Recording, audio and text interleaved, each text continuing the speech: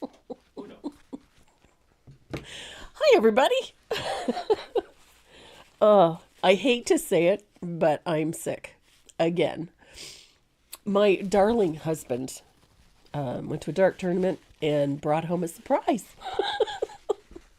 So he's been sick most of the week. And then I got sick, Wednesday or Thursday. And this morning, Renee woke up with it. So it sounds like we have a house full of like gravel gerties.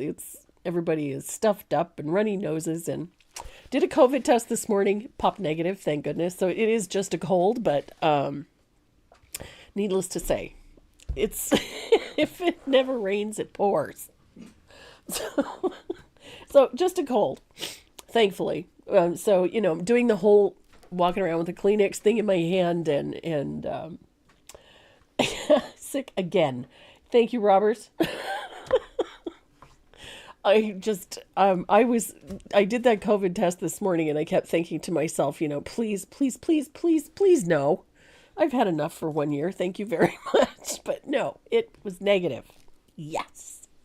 So there's the upside. It is just a cold. So, still not a very pleasant thing, but it could be worse. Yeah. Apparently, Linda's sick too. Linda has been sick as well. Yeah. So aside from that, all is well in my corner of the world, except for the postal strike. That's throwing a wrench into a lot of people's works. Fortunately, we had a little bit of leeway and a little bit of lead time, so we were able to put into place some other shipping options, and we've implemented those in the last few days.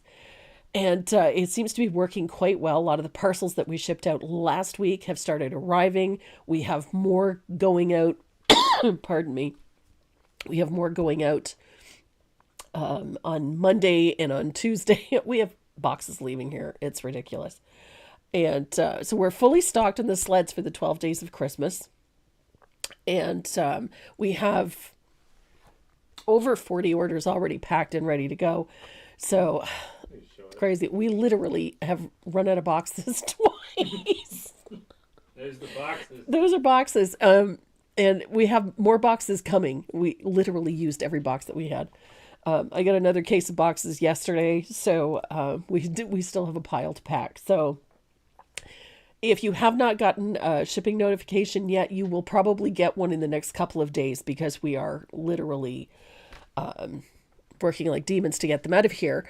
The other thing is that they are shipping through Purolator Canada and UPS. So you will have tracking information. Just bear with us. It takes us a little time to get the tracking information loaded into the computer. So that's a slow process because we're working off of two separate systems. So it is a little slow. So bear with us. Delivery times are actually pretty good. Anywhere from 3 to 7 days is the average, which is really, really nice. So you'll get a shipping notification. And if you don't, they sometimes end up in spam, but you'll get a shipping notification. And then within that 24-hour period, Purolator or UPS will pick them up and then they'll get into the system. So generally, anywhere from 3 to 7 days from the time they actually hit UPS, they will be delivered. If you think it's been shipped, or it's been shipped and you haven't seen a tracking information yet, or if you haven't seen a parcel and you think it's taking too long, just send us a quick message. We're happy to go and track it down for you. It only takes us a minute to do it because we have access to the system. So we're happy to help. Pardon me. Oh, goodness. Yep, it only takes about a week, and I'm really glad. Purolator and UPS have been fantastic, really quick service, and they were actually able to give us decent rates. So we're not getting horrible shipping costs, which is great news. So if you're looking for things, the only downside to all of this is that it's a bit expensive to ship a couple of stencils through Purolator or through UPS. So I can recommend that if you need to order stencils, get together with a couple of friends, or if you just need to order a few small things, get together with a couple of friends and then ship it all in one box. And we're more than happy to do that for you if that's going to make things simpler for you. We really try very hard to get things out the door as quickly as we can. So we do appreciate your patience, believe me. Let's see. Dragonfly. Andrea George, Dragonfly is, we have them as well. They're local. They ship mostly for Amazon. And they are pretty quick. And there's a few others. I found I'm working with Net Parcel, and they've been fantastic. And so I have the option to ship with FedEx or with UPS or with Purolator, even DHL. So we have lots and lots of options, and they've been very reasonable and they've been very helpful. Oh, Miss Sandy is with us today. Hello, lovey. My goodness. And Sue Black, good morning. And Marie Forte, hello from New Jersey. Nelda Sanders, hello. Oh, thank you. I'm glad you like it. I like it too. The hot flashes are much more bearable with short hair. And there's Carol and Joan Schoen. Hello, Joan. And my buddy Karen. Everybody's here today. That's great. The piece that we're doing today is called Kiss Me Under the Mistletoe. It's a simple one. And this one relies heavily on a buffalo check background and some nice bold color. It has a very simple color palette. We are only working with a total of 8 colors. I know that's surprising. I usually have quite a few, but this time around, this one is very, very simple. Oh, pardon me. So we are working with a simple palette and a stencil and some really simple techniques to get a really fun result. So if you guys are ready, sorry. Oh yeah, giveaway. Sorry about that. Oh my God, I got a tickle in my throat. I'm so sorry. Right, giveaways. Honestly, my brain's not functioning. Too much cough medicine, cold medicine. I'm fuzzy. So the giveaways today are courtesy of DecoArt, Dynasty Brush, and Tombow USA. We have a really great giveaway today. There are actually 3 different bundles in this one. We have Tombow drawing pens in a couple of them, some great professional drawing sets in a couple of them, and of course we have brushes from Dynasty Brush and some goodies from DecoArt as well as a couple of fun goodies from us. So you're going to really enjoy that. So to get your name on the wheel, all you have to do is join us in the chat, say hello, get involved in the conversation, ask a question, just in general, enjoy the fun. We don't ask for much. Pardon me? Where's that pin? Drawer, middle drawer. Little white plastic one. No. Up. Middle drawer. That's the one. And there's another one on a cart there. Show me that. Give me that one too. Mm-hmm. Yeah. You get. So, paint. Oh, I took autofocus off. You took out, yeah. Paint long and prosper. So we've got some fun buttons to give away as well. I've been having entirely too much fun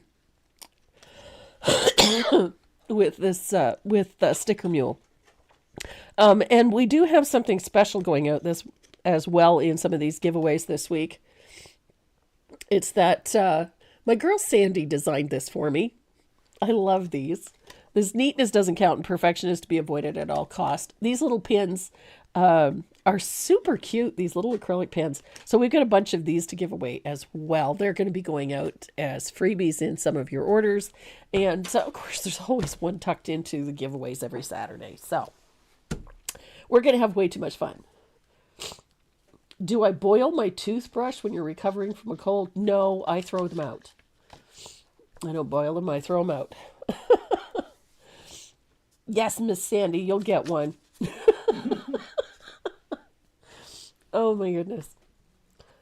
I just check a couple of them. Love the new pin. Thought you said had drying pans. What, you said drawing pans? Drawing pans, yeah.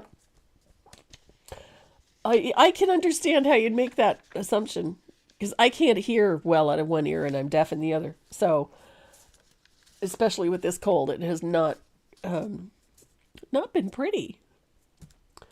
Let's see. I was just need one of those pins extra large for my house. The great big one. Yeah. I have it as a sign. Great big sign. Hi, Bonnie. Awesome. It's so great you guys can join us. Elizabeth, how are you? It is my mantra. It is my mantra.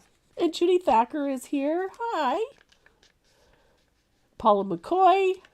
Debbie Pickett. Goodness, everybody's here today. Awesome. I had a couple of people ask me about rigger brushes. I've had a couple of messages this week. So I wanted to give you a couple of options. Sandy's really quick at putting up links, so hopefully she'll hop right on this one. If you are looking for the rigger brushes, those are the ones that I use for doing lettering and whatnot. The number 2 and the number 0 are currently sold out on thebrushguys.com. Check out sandymctierdesigns.com. I'm pretty sure she's going to have some in stock. And let's see how quick she is with that link. She's quick with all the other ones. She's like fast. Yeah, I love the pin. I think my painting has improved knowing that perfection doesn't count. There it is. There it is. Thank you, Sandy. And Sandy also stocks the stencil brushes that I'm using today, so you can go and check that out as well. And Sandy stocks a lot of the stuff that I use, vice versa. So if you are in the States and you're worried about small package shipping coming out of Canada, please hop over, get your brushes from Sandy. Oh, excellent. She's got lots in stock. You might have to send me a couple, but you can't send them through the post. It'll be a month of Sundays before it gets here. Awesome. What size is the Filbert Wave Brush for the Santa? It's a number 8. A Dynasty Faux Squirrel or Black Gold Filbert Wave. I'll show you what that is. If I can find mine. And it is a number 8. Good gravy, Marie. Here it is. This one is the Black Gold. It's a number 8. It's a nice medium size, about 1/4 of an inch wide. It is ideal for doing that. So we'll show you how to load that thing up for our Santa piece. We're going to have so much fun on the 12 days of Christmas. We have 12 gift boxes to give away that day. And they're getting heavier every week. You're trying to get a peek At Santa. At Santa? Okay. He's right here. There we go. There is Santa. I'm trying to glare there so he's not glared out by the lights. This is a fun piece to paint. He's not as difficult as you think. He is a lot of fun to paint. The kit comes complete. It has the stencils in it. It has the snowflakes in it, the sled, the rails for the sled, plus a huge printed pattern and all of the embellishments, etc., including the string to hang it up with. Pardon me. So, if you guys are ready to get started on Kiss Me Under the Mistletoe, so am I. Here we go. Kiss Me Under the Mistletoe. This is a fun little sign to paint. They work up very quickly. We did something similar with the berries for fall, and I really like how that turned out. And I thought with a more Christmassy color palette, I thought it would be a fun one to do as well. So we're going to start with a base color in this one. We're using Country Red. I think of all the reds, and there's a truckload of them in the Deckwart line. I think Country Red is my favorite, especially for anything with a rustic theme. It has a nice warm tone, and yet it's a nice rich red. It's a really great color to work with. So I've got one coat of Country Red on here, and it doesn't have to be perfect. Because we're going to be loading so many colors over top of that, you do not have to have that really solid, heavy base coat on there. It isn't necessary. So we're going to work with Country Red, and we're going to stencil with a little bit of lamp black. Sometimes you just need some good black paint. So I'm using a 1/2 inch Dynasty Stencil Pro stencil brush, and we're loading it up with lamp black. Now, the trick to loading a stencil brush is simple. Pick up a little color with the brush, pull it out onto your palette, swirl the brush straight up and down in one direction, and then go back in the other direction. It gives you a nice uniform load of paint on the brush. You're going to then blot it. Just tap it on some paper towel or some shop towel. You don't want this to have a ton of paint in it. Should be a ton of paint on it, but not in it. So you shouldn't have a really goopy, wet stencil brush. And then you're going to, with a light touch, holding the brush straight up and down, working in a circular fashion, and changing directions frequently, you're going to apply lamp black to your surface. Now, I like to tape my stencil down. That way it doesn't shift or wiggle or move. And we are not looking for fully opaque coverage. It doesn't need to be. So if it looks a little sketchy, that's okay. We're going to sand it. Is this the broken stencil? No, I got a new one. I broke my other one. It had seen an awful lot of use. So it was time. Time to get a new one out.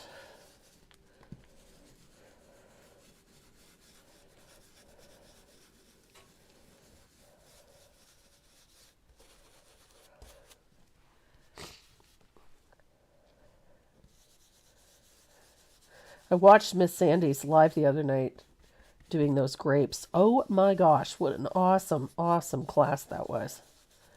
Those grapes are amazing. They looked good enough to eat.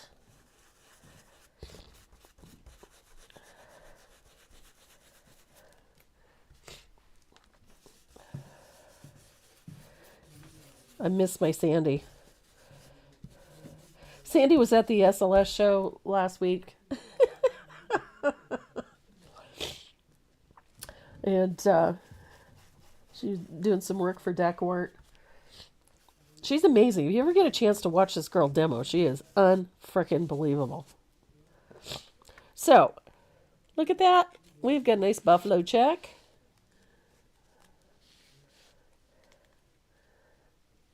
So, I'm going to line up my check again. Gotta make sure it's well lined up. Position it like so. I was playing with this buffalo check the other day, and it just yes, it does. M2, M square, M to the power of 2. Moreau McTier. I can't believe that Sandy and I have been doing these stencils. I saw it the other day. It's something like 8 years. It's crazy. Her and I have been doing this for that long. And have been having so much fun doing it.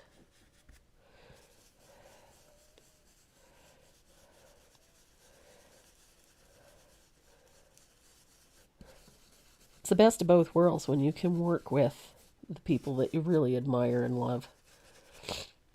And I've been very lucky. So voila.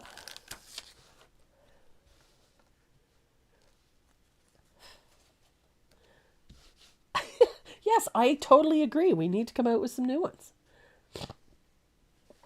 I think it would be so much fun. Okay, this is me trying to figure out how to line this sucker up because, lack of sleep does nasty things to a creative mind. How long have we been friends? I met Sandy for the first time, I would say probably 15 years ago. So we've been friends, close to 15 years, I would say.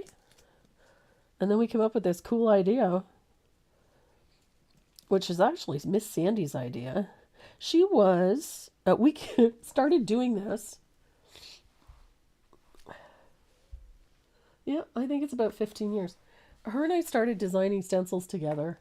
Um, she had just become the editor of a magazine at the time, an online magazine,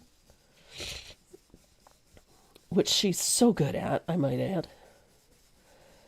And I don't know, I think because we look at things the same way, and we working with decor, we found out that we work really well together.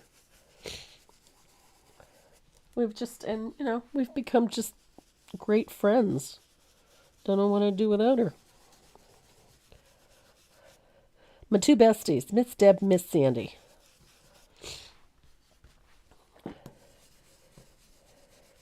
Besides, and her and I travel well together. That's one thing we discovered. Her and I travel really well together. And we have entirely too much fun. I'm great at booking hotels, and she can drive like a madwoman anywhere. So we have entirely too much fun. Oh, yes, the puppy fund. Thanks for reminding me of that. Um, the puppy fund. I have a ton. See, she got it. Uh, we'd be driving all over England, and I'm booking hotel rooms for the next spot we decide to go. She's driving. She's one of the few people I know that can easily navigate those traffic circles in England. We had entirely too much fun together. It's a riot. I look at. I swear to God, I'm brain dead. Okay, jeepers. You ever have one of those moments where you figure, it was probably just better if I honestly look. See what I mean? I need a lot of sleep and no drugs.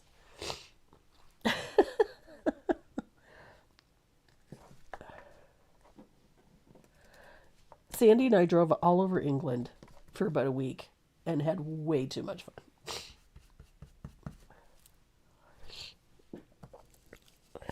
And like I said, she's a whiz at navigating traffic circles in England. An absolute wizard.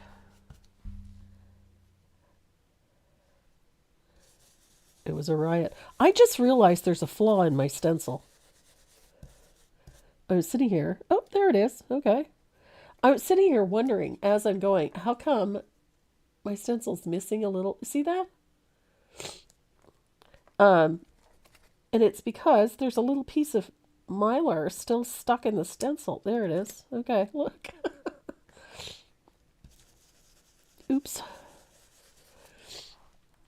Yeah, you know what? I think it was definitely one of my favorite trips. Had such a great time. And neither one of us got arrested or anything. It was amazing. We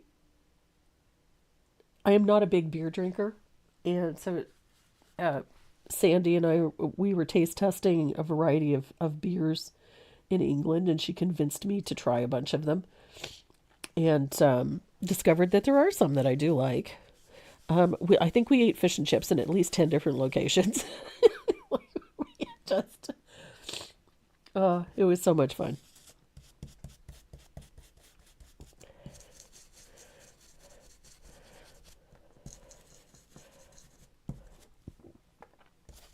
There we go. Alrighty, so we've got buffalo check. I love buffalo check. This is just, it fills up a background really nicely.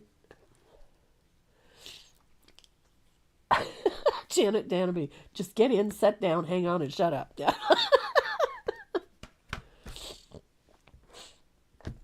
So we're going to distress this a little bit. I'm going to take a second here to. I know this is going to. I'm going to mute the mic.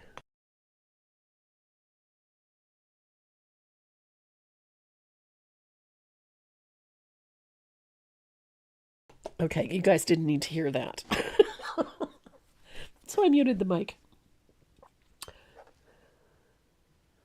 Yep. What's for dinner tonight? We are having wraps. I have some salad I need to use up. Just shredded lettuce and tomatoes and cucumbers and onions and things like that. And I have lots of wraps. But I also have some grilled chicken that's all chopped up, and I have a few other nice little meaty things that are already cooked that I want to use up. So that's what we're doing tonight. So essentially leftovers. We did burgers last night. So I'm going to find my little sander. I love these things. These little sanding sponges are just the bee's knees. I'm going to make sure that this is good and dry before I sand it so I don't smear black paint everywhere.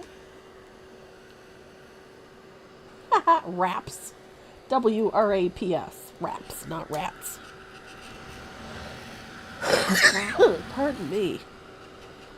Oh my God.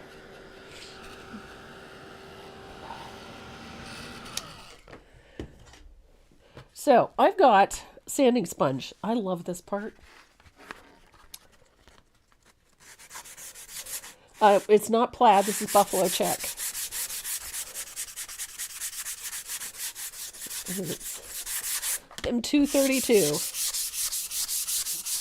is the number. I love the plaid stencil too, but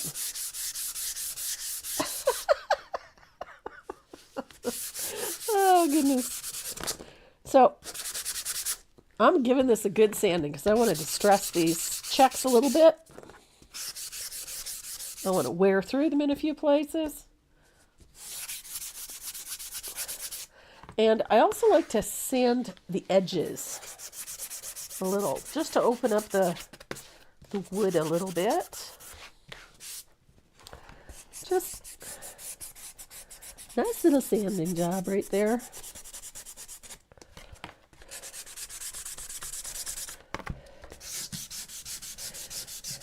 I like everybody thought I was saying wraps. Where do I find the sanding sponges? I have these sets of these on my website, but believe it or not, this is a nail file. I love these because they're ideal for working on small surfaces, but the other reason I like them is for doing decoupage. They're firm, but still soft enough so they're not going to cut into your painted piece too much. They're excellent for this. So I'm going to take a cloth and wipe off some of the dust like that.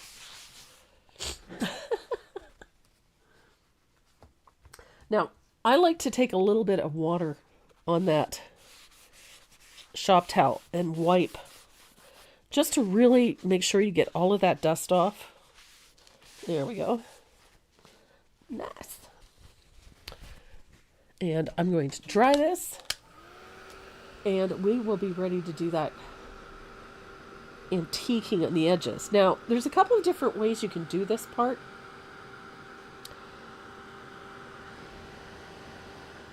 And you can do it either with a nice big angled shader, or you can do it the way I'm going to do it with a soft cloth. Now, I use shop towels, or you can use microfiber, or you can even use a baby wipe to do this. Miss Sandy uses baby wipes.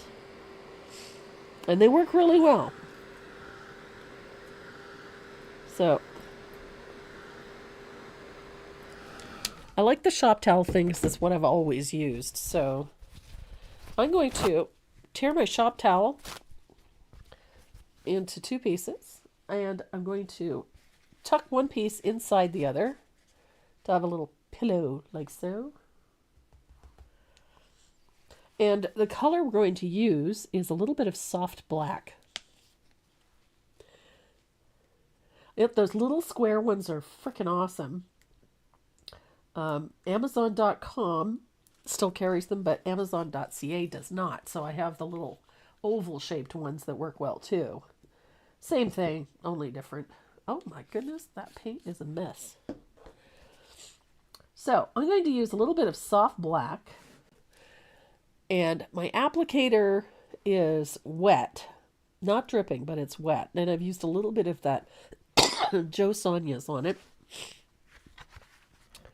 And I'm going to put a nice wash of color around the outside edge of this piece. So essentially, I want a nice dark border around the outside edge of this sign, and I'm leaving the center portion light. Now, you can pick and choose how much of this you want to do. If you don't like the heavy, really dark look, I'm a fan. I like the darker outline, the darker edges, darker corners. But if you're not a fan of that, you don't have to put it on there. You don't have to load it up the way I do.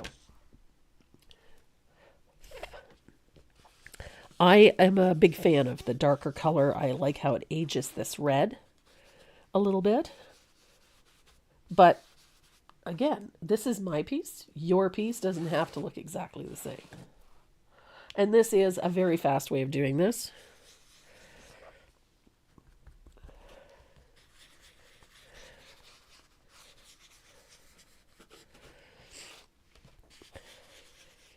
And I like the darker edge. So once I've got that, it looks kind of messy, right? So I take my high-tech applicator and I'm going to turn it inside out so that I have a relatively clean spot. Doesn't have to be perfect, but relatively. And then I'm going to use that to soften that border a little bit. So take a little bit of that soft black. And you'll note that I'm working in a circle. I work in a circular fashion. Light touch, I'm not scrubbing the kitchen floor. It's a light touch, circular fashion, change directions. And what you end up with is a softer look. So we get this darker value at the outside edge, and then a lighter value towards the center of the piece.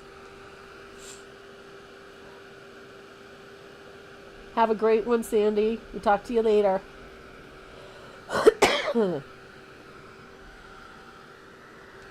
So look at that.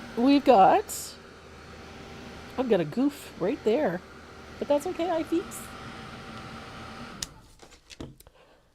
One of the reasons I like using this method is it also makes it easier for you to shade, especially in pieces where we would have to shade underneath this floral, or, to give it some height or some depth. Baby wipes are great. And there we go. So now that that's, pardon me, completely dry, going to take a little bit of my favorite color, asphaltum. Gotta have asphaltum on this. Just wouldn't be right otherwise. I'm going to use one of my fugly brushes and a little bit of either water or glaze medium, either one. You're just going to thin it out. And essentially, we're just going to tone this. So I'm just putting a wash of thinned asphaltum. Heavily thinned, I might add. Over the whole thing. There we go. So all that asphaltum does is just tone everything. Keeps it all warm and keeps it uniform in tone. And then we'll dry it, and we are ready to put our line drawing on. Becca, I'm not still sick. I'm sick again. I just last week just finished up a round of heavy duty antibiotics and was feeling great. My breathing was under control and whatnot. And then my husband came home with a cold. So I got up with it about mid-Wednesday. I came down with the cold, and then Renee came down with it this morning. So it's going through the whole house. Fortunately, I'm not feeling sick. It's not affecting my asthma. It's not kicking anything off that doesn't require kicking off, but it's just annoying. So that's about the word I would use. It's annoying. Well, thank you. I appreciate that. No, this time around, the first one was a bacterial infection in my upper bronchial area. They gave me a high-tech antibiotic for that, cleared that up in short order. I was feeling great. And then Wednesday, I came down with a cold. And it is just a cold. We did a COVID test, the whole 9 yards. It's just a cold. So, had the whole, the headache, the achy feeling, and the whole 9 yards. But none of it lingered, and I think I'm on the downhill part of it now. It's just the runny nose, the dry cough is what's driving me nuts. So I'm going to trace this on. I'm using my red gel pen.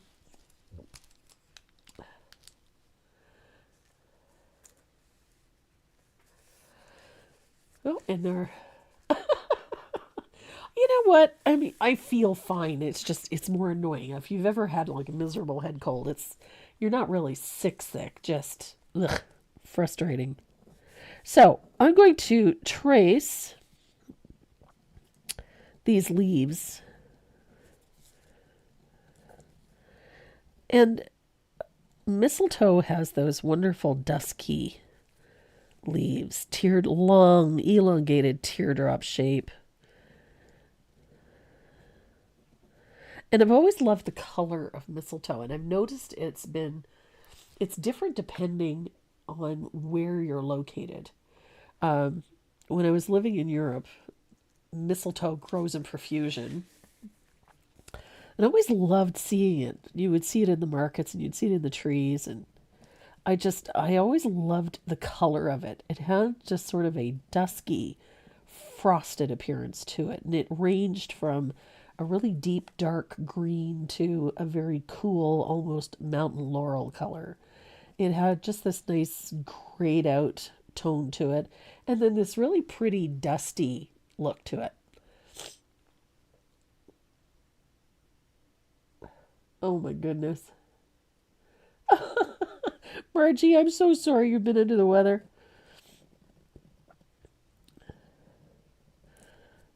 I think everybody's really struggled with a bunch of things this summer.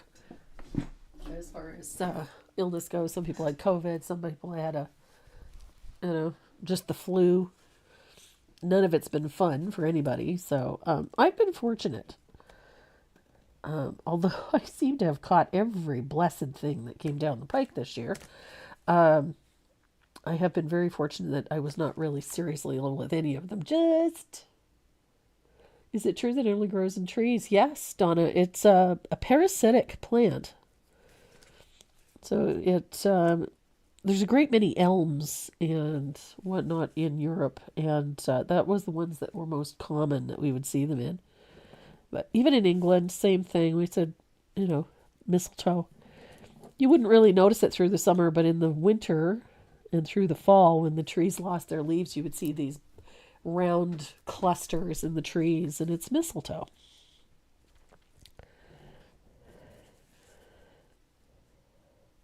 And I always loved it. I always thought it was such a pretty plant. There's an elegance to it, and I think that has to do a lot with the color of it. That at certain times of the year, these leaves.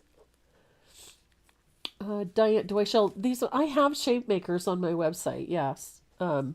This one just happened to be handy. This one actually is a Staedtler, and you can get these at Staples. But yeah, I have shape makers on my website. They come in a set of 3, I think it is, 3 or 4. So there's circles and squares and miscellaneous things. I think it's 3.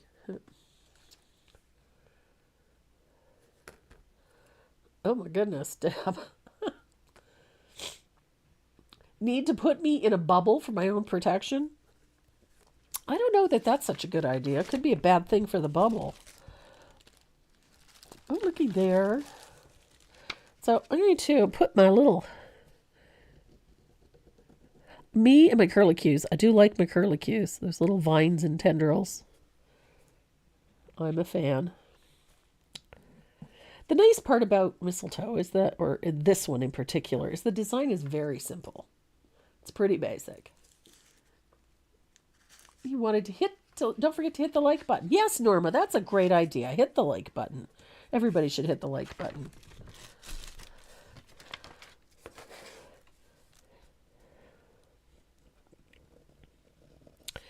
My membership group, their pattern has been late because I have been sick so bloody much in the last few weeks. And then having to deal with a whole bunch of other stuff. So their monthly pattern is a bit late. It's going to be a little abbreviated this month, but it'll be ready for you Monday or Tuesday. I'm still trying to get caught up on so much stuff. But it'll be fun, I promise you. My membership group is made up of a great bunch of gals. And guys, I have to say that. Our Patrick and our Edward Hensley, two lovely gentlemen that join us. And then, of course, all my girls, Miss Linda, my partner in crime, and Deb Bloomfield. We have such a, over the past 4 years, we've built a really great community of friends. It's been fantastic. And they're so patient and so kind and, and they look out for each other, which is even better.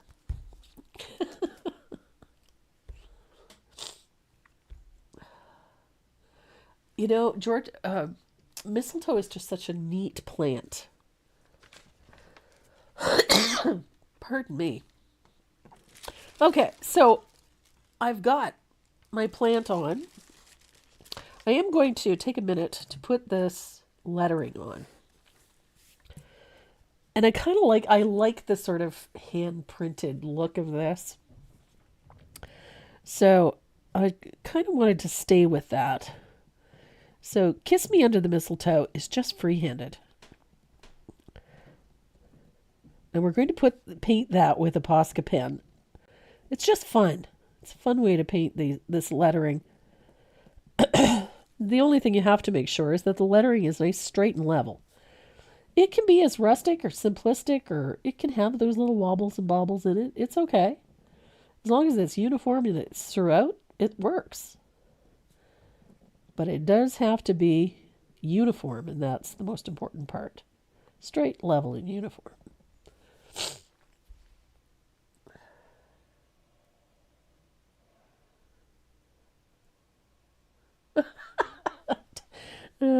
Too bad you had to give up on bronc riding there, Deb. Our Miss Deb Bloomfield is recovering from surgery. I'd like to say it probably slowed her down a little bit, but I'm not entirely sure that it did. We'll see.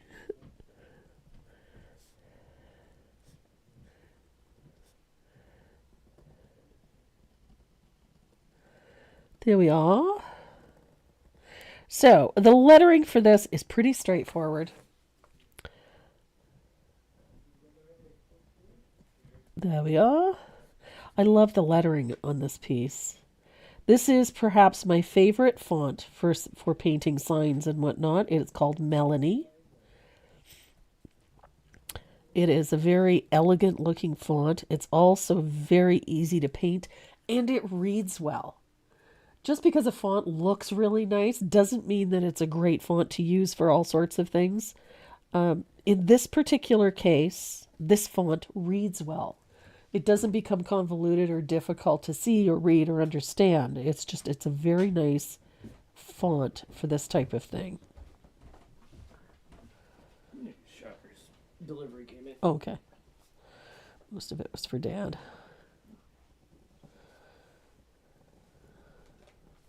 I ordered some more Fisherman's Friend. I know. Yeah. Oh, good. You got cherry now.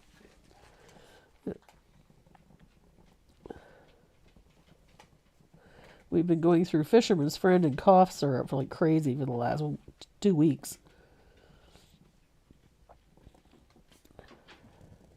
Bone spurs removed from elbows. Ouch.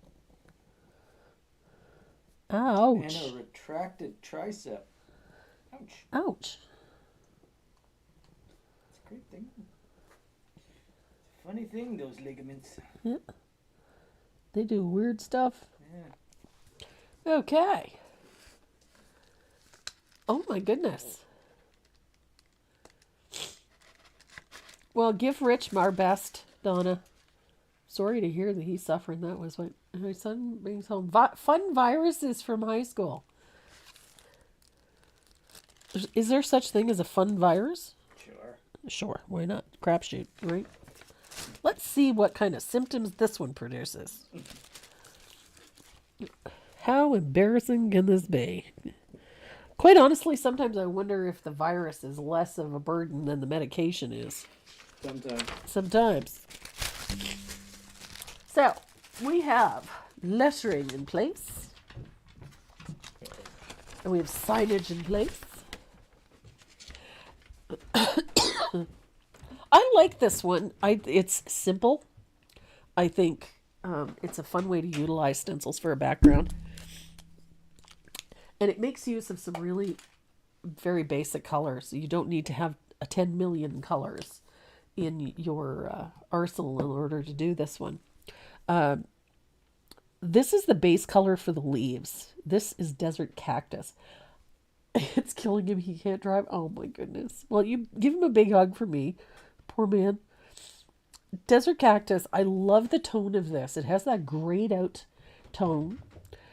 It also has almost like a teal, little bit of teal in it when you look at it, but it has that sort of soft and elegant. But I like this color for things like eucalyptus or for mistletoe because of that sort of frosted look to it.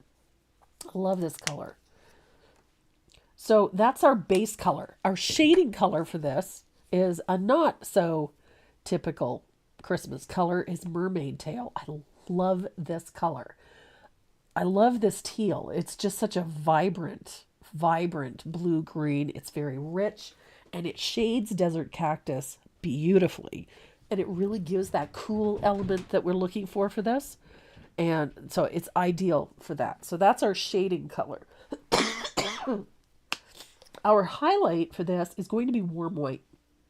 We are going to use it sparingly, but we are going to be using warm white for our highlight color on these leaves.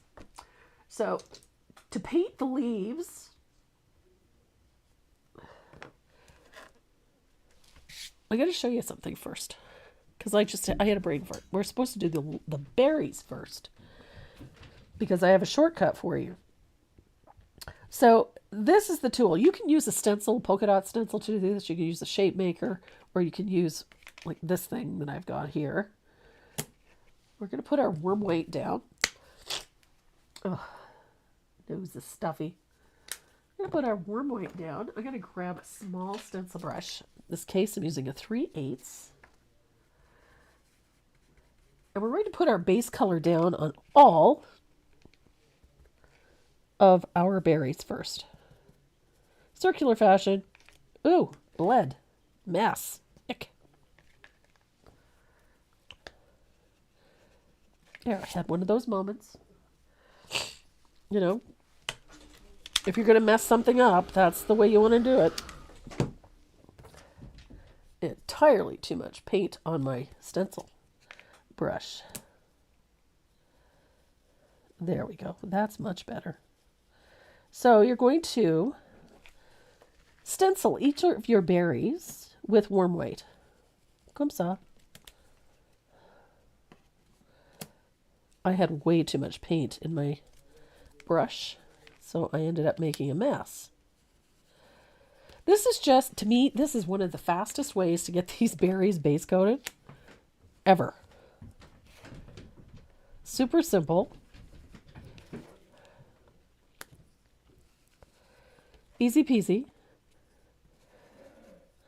And it makes for nice uniform berries, so you're not going to be fighting against anything for that. Et voila. Berries. Nice uniform berries.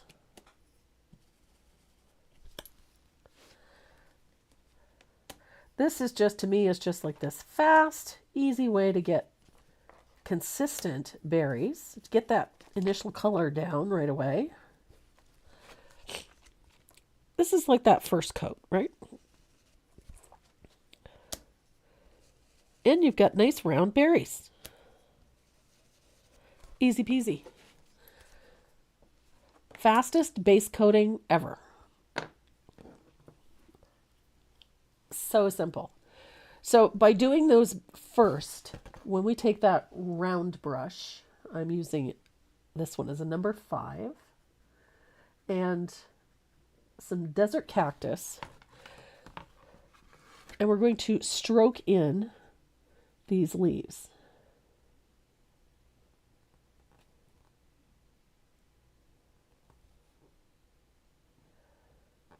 So just essentially a nice long comma stroke.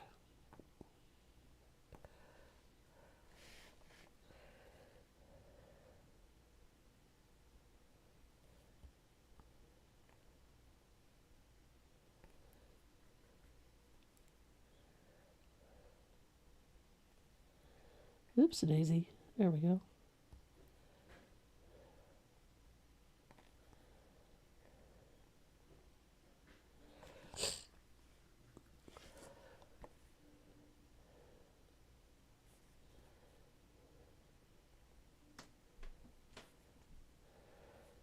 Of course, I think I chose the one round brush that does not want to snap back to a point.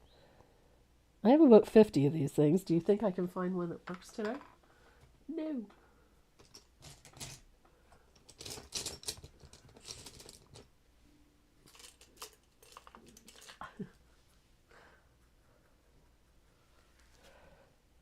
Okay. Choop. There we go. Good heavens. I couldn't get that one to come to a point. Not for love nor money. This one, I'm going to take a little care to paint around that berry.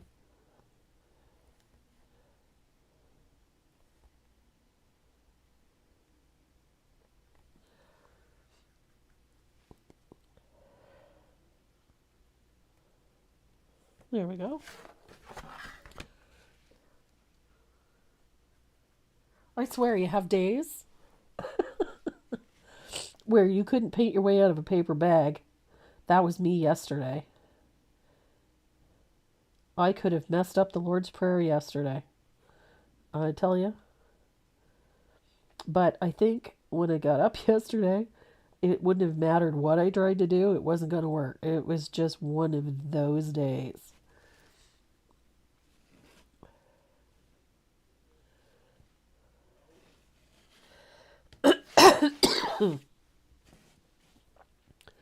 Yesterday, I went to make myself a cup of tea, and I put the kettle on, and then I went to the toaster, dropped my bread in the toaster to make toast, and then I went to the fridge to get my jam for my toast, and I got the jam, and I put that out, and then my husband walked into the kitchen, and I went to pour my tea, and realized that the kettle actually had not pushed hard enough to turn on the kettle. So I made iced tea. I poured cold water into my teacup, so I was less than impressed. And because I was busy trying to sort out my teapot, I missed the fact that the toaster had popped. So by the time I got to my toast, it was cold. So the butter didn't melt. It was just one of those, you know. And then when I came down to the studio, well, nothing was working down here, so.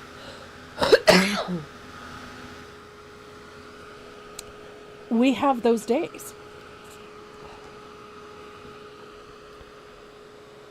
So I'm going to dry this really well.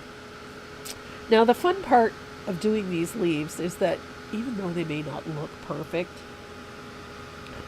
by the time we add the shading and the highlighting and then all of the detail work with the little stems and the whatnot, it'll all be fine. It doesn't have to be absolutely perfect. Flurry, you've had a lot of those. It's been quite a few. So it looks pretty sketchy at this point. Everything looks a little, it's that extended ugly stage, I call it, where things never look really pretty. So we're going to start with shading these leaves. Now, I'm going to work with, I got a nice little 3/8 angle. I'm going to be using these ones today. This is a Dynasty Water Lily. I have come to really love these brushes. Ooh, this one's brand new. It's right full of sizing. Here we go. I'm going to give that a good soak. Needs a drink. New brushes need a drink. But look at that chisel edge.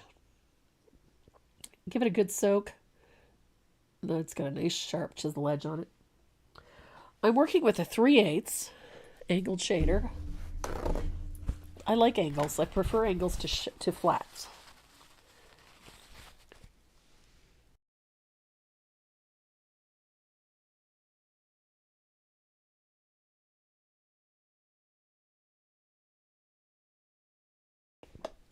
I prefer angles to flats. And in this case, these water lily, these are a nice soft brush. They are designed to be working with watercolor, but they work beautifully with acrylics. They are a synthetic, and they are really a full-bodied brush. They have quite a bit of really soft bristle in that ferrule, so it holds a lot of water, and these just work really, really well. So I gave it a good drink. Let it soak in some cool water for 3 to 5 minutes before you start loading it up with paint. And the reason for that is that it allows all of the bristle up under the ferrule to get a drink of water. As long as that's full of water, the paint stays out of there. So get a little glaze in the brush, and we're going to use a very small amount of mermaid tail. You don't need a ton. And you're going to really blend this well so that you get a nice soft float. And I'm going to grab my mop brush because I like my mop. And we're going to start by separating some of these leaves. So here we are. I'm going to separate that. And then I'm just going to soften that float with the mop.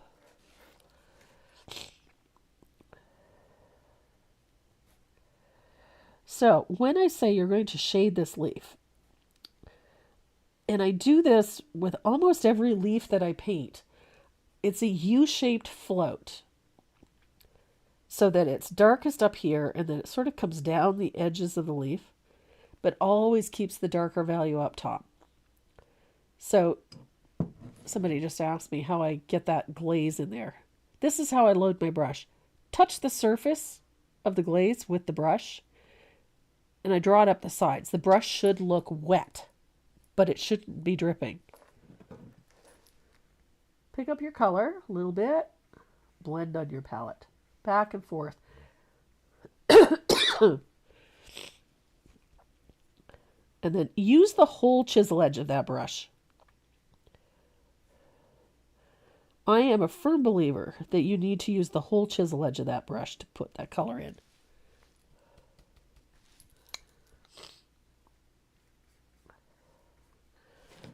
We all have caught ourselves doing this, where you tip the brush up onto its point. It serves no purpose. It doesn't allow you to put color on the surface at all. So get that whole chisel edge on the surface. That thing should be on the surface. Bring that color in. Look at this. Nice U-shaped float. Walk that color out. Look at that. Soften. Soften. Come back in and do another float. If the color isn't dark enough to suit you, if you don't feel that it's dark enough, do it again. Nice soft floats. Look at that.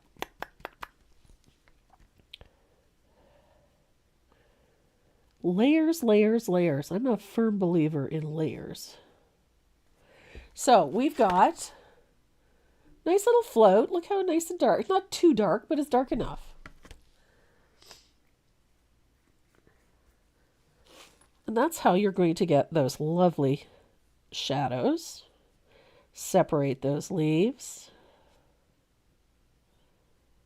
Look at that. Easy peasy. But it is important that you use the whole chisel edge of that brush. And whenever you think that perhaps your float is not quite as soft or as pretty as you think it should be, like this one, looking a little chunky, ugh, that mop brush in there will soften that up in no time.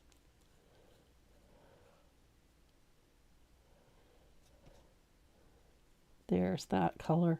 I love this mermaid tail for shading desert cactus. It's just such a lush, lush color. Easy. Now we're carrying that sort of little bit of teal throughout this piece. Even though it's subtle, it's not just in the leaves. So you're going to see in just a second what I mean by carrying the color. So I've moved to a different value of the same thing. So this is Bahama Blue, which is a very light value of that teal that we're using. This is my shading color for those white berries. So it keeps and maintains that sort of cool feel that we've got going on. Pardon me. Very, very dry. So, a little bit of Bahama Blue. Now, this piece is, our light source is right here. So all of the highlights on these leaves and on these berries are on the bottom, which means that the top element of each of these berries is going to be shaded. So a little bit of that Bahama Blue, we'll put a float of that at the top of each berry. Just like so. And underneath those leaves, like that. So that when we go to put the highlights on, the highlights are all going to be on the bottom of these berries and on the tips of those leaves. So Bahama Blue, it's going to change the look of these berries considerably. There we are.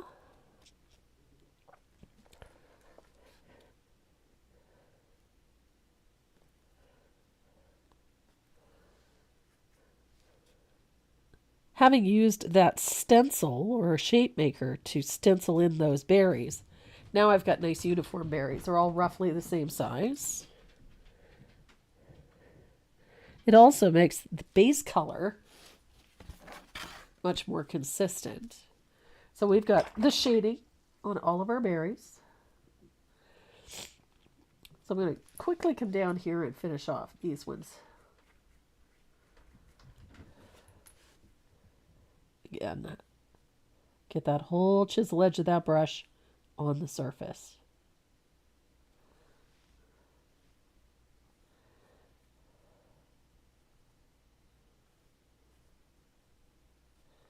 It makes a world of difference when you're using the whole brush.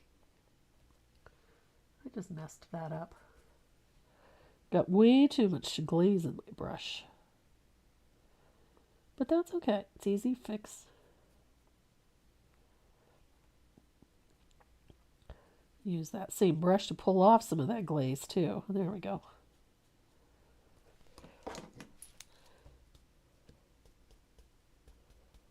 There we are.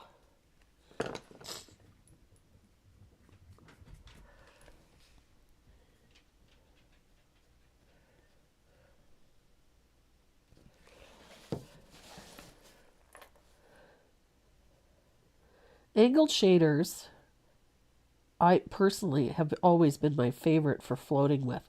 However, having said that, it is never a bad idea to learn to float with a flat shader either. To have the ability to go from one to the other is not a bad thing. But if you struggle with floating, I think you'll have an easier time with an angled shader.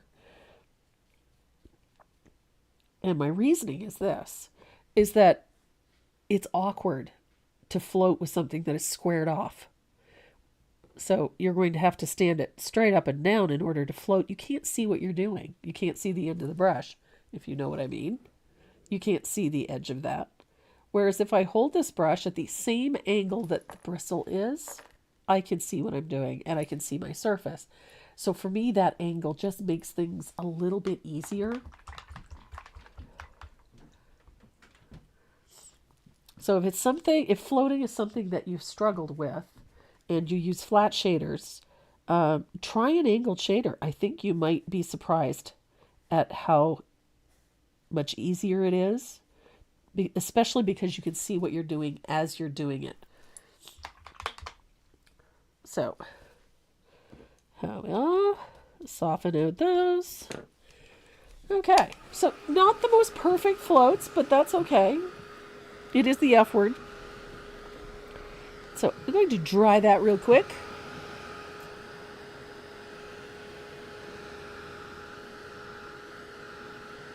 Charmaine, I'm with you on a good float day. As long as I've been painting, I still have days where I could float to save my soul. Those are the days that, I gotta go try something else. Those are the days when I pick up my pencils.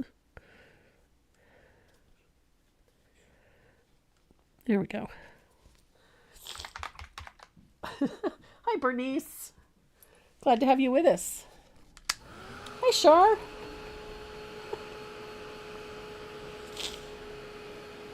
And Vera Kaufman. Hello. So I'm going to dry this real quick, and then we're going to highlight these leaves with a little bit of warm white. I'm going to finish out the shading on our white berries. So again, because our light source is in the bottom center, the highlight on our berries is going to be at the bottom of the berries.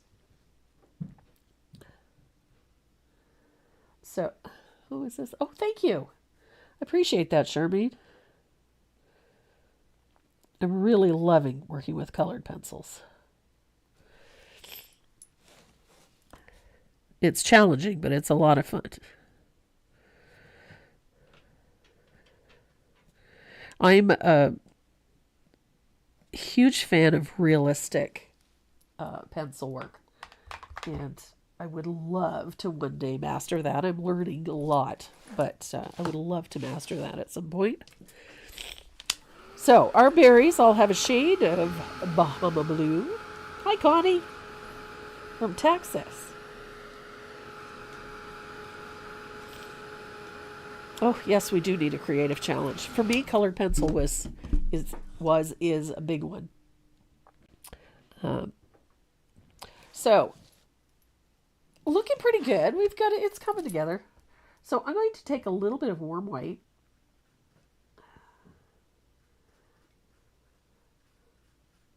And we're going to highlight the lower portion of these leaves with a float of warm white.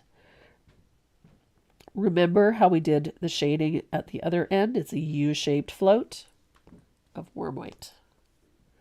I start on the chisel edge of the brush, pull the float down across, and come back up the other side. Down, across, back up. That allows that float to be quite soft, and it brings it along that edge. So it helps you establish those highlights very easily.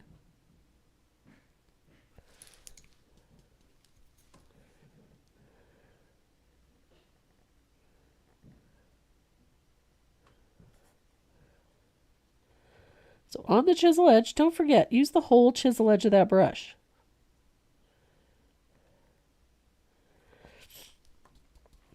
Most of the time, when somebody is struggling with floating, you bought a set of pencils, did one project, and decided you'd rather paint. I think colored pencil is one of those things. It is not as simple as we anticipate when you first pick up your pencils. I think we kind of relate color pencils to coloring. And then I picked up colored pencils because I wanted to improve my drawing skills. My drawing skills have suffered over the years because when we're doing this type of artwork, when we're doing decorative painting, we don't pencil in the details. We paint them in. And so most of our line drawings, our drawings themselves, are not as detailed. We don't worry about the minutia of it. So it's, for years, I've been doing things in very simple line drawings. I used to do really elaborate portraits and things like that with pencil, with graphite, with charcoal. And I haven't done that probably 30 years, 25, 30 years. So it was something that I wanted to sort of reestablish my skill set a little bit. And then I thought, oh, you know what, colored pencil would be the ideal way to do that. And I was right and I was wrong. Right in that it has reignited and brought back all of that skill set that I was looking for. That part I was right about. What I was wrong about was that it was just like working with pencils in general, like graphite pencils, and it is not. And it has been an absolutely fabulous learning process when it comes to working with colored pencils. I have an entirely new respect for them as a medium. So I'm constantly learning something about it, which is a thrill that you can take from so many different teachers and artists, and you learn something new from every single one of them. My next project that I'm doing in colored pencil is from a lady that I admire greatly. First of all, she's extraordinarily talented. She's also a wonderful teacher, so I'm really excited about doing this next piece. It's from Cynthia Knox's new book about classic still life in colored pencil. If you have not seen her book, go and check out AnneKullberg.com. You can see Cynthia's newest book there. It's also available on Amazon. Her book is absolutely breathtaking, and it was right up my alley. There was a few projects in it that I absolutely had to have. And so that's what I'm doing next, is one of the pieces from her book, her newest book. It's just phenomenal. I've done a couple of smaller pieces of hers, but this one is a bit more elaborate, highly realistic, so it really kind of got my attention. So I'm anxious to get started on that one.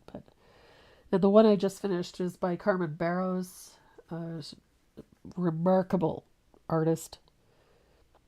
I've done several pieces from her. Her work is extraordinary, but again, also a high level of realism, and that's where my interest lies, is in that high level of realism. I've done many Mark Menendez ones that I absolutely love. Mark's a remarkable teacher. And I have numerous pieces of Erica Joanne's, also extraordinary. Her, again, she has another set of technique that is different from anybody else, and I absolutely love what she's done. Okay, Donna, I'll show you.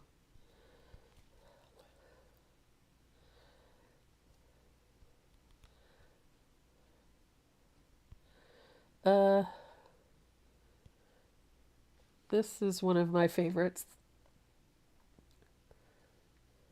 Love that one. I like florals.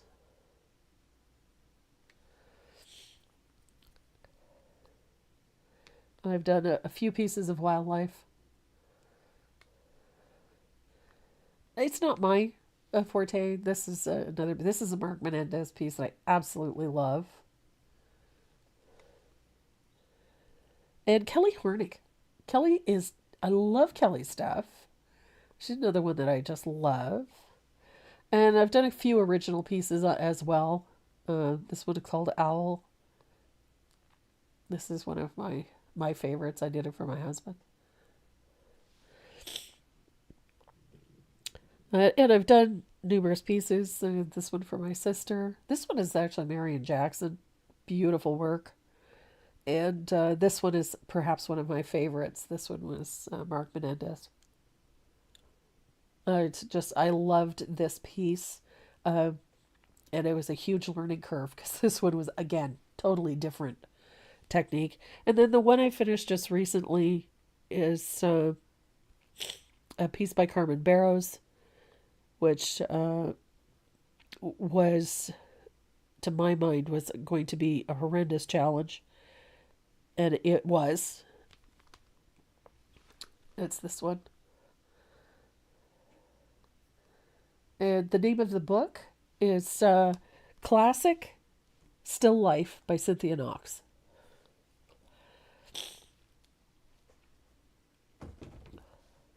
And somebody had a question about the books. Lydia, I've done numerous Lydia Steve's books. I love Lydia's work. Her kitties. I love her kitties. Now, somebody had asked about the brush that I'm using for the leaves is a number 5 round for those leaves.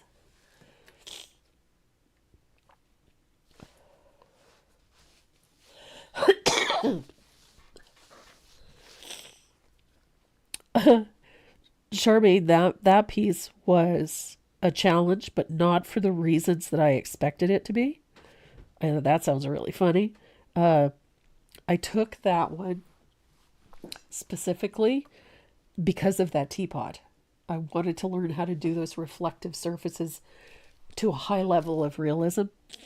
I thought that was going to be the difficult part.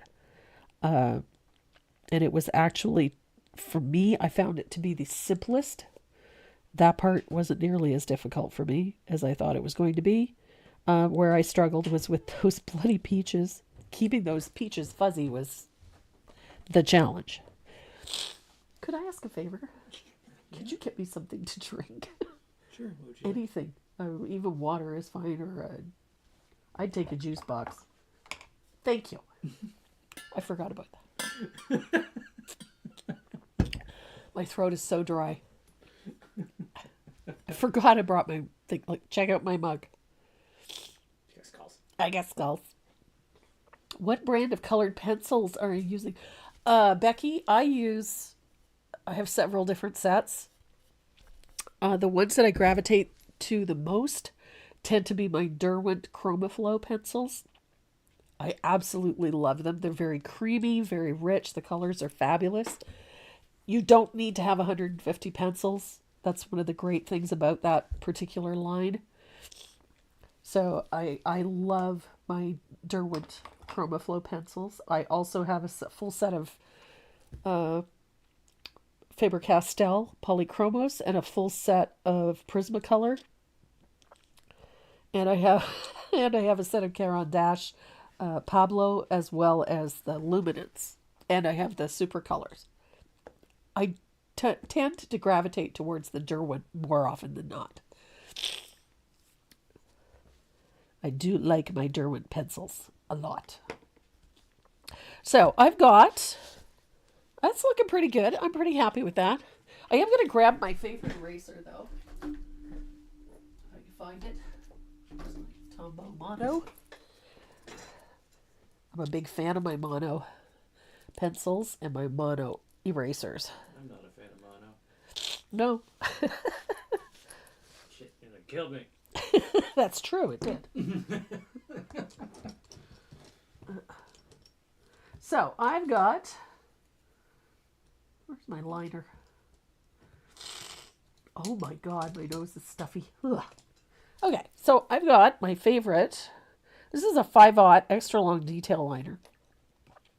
I'm going to thin out a little bit of that desert cactus. What is going on with the shadows? And I'm going to put a little bit of warm white in it. Just want to make it a little lighter. Just a little bit. A little bit of glaze in there so it comes off the brush nice and smooth. And we're going to connect all of these branches and create a little bit of a center line, center vein on each of these leaves. Comme ça.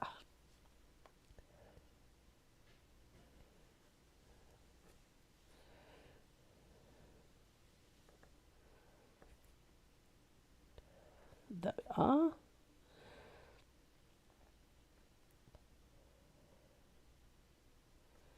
I like that Aw. fine line.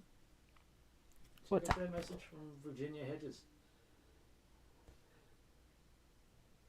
Encourage us to reach out to others. Well, yeah, that's absolutely. I think that that is the most important thing. You learn something important from every teacher you take from. You're not going to learn everything from one teacher. I firmly believe that. You will learn so much more by diversifying. And then use what works for you. I've been teaching for Too long. 30 years. Too long. No, not too long. I've been teaching for 30 years. I don't know everything. I know a lot, but I don't know everything. I can say the same thing about myself when it comes to dog training. Yeah. You learn stuff from every teacher that you ever do. And quite honestly, I have learned more teaching classes because I've learned from my students. I learned more from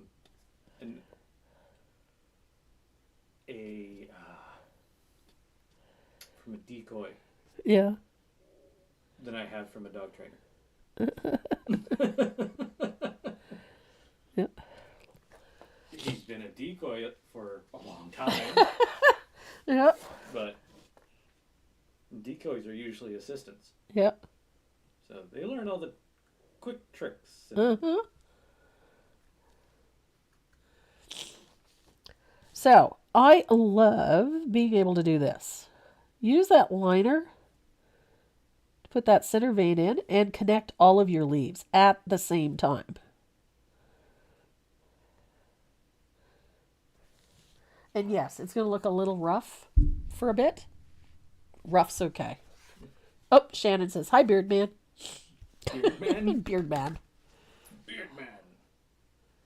Robin Storm, you're cold. Absolutely. I'm a firm believer that you don't, if you ever have a teacher that thinks they know everything, you're in the wrong room.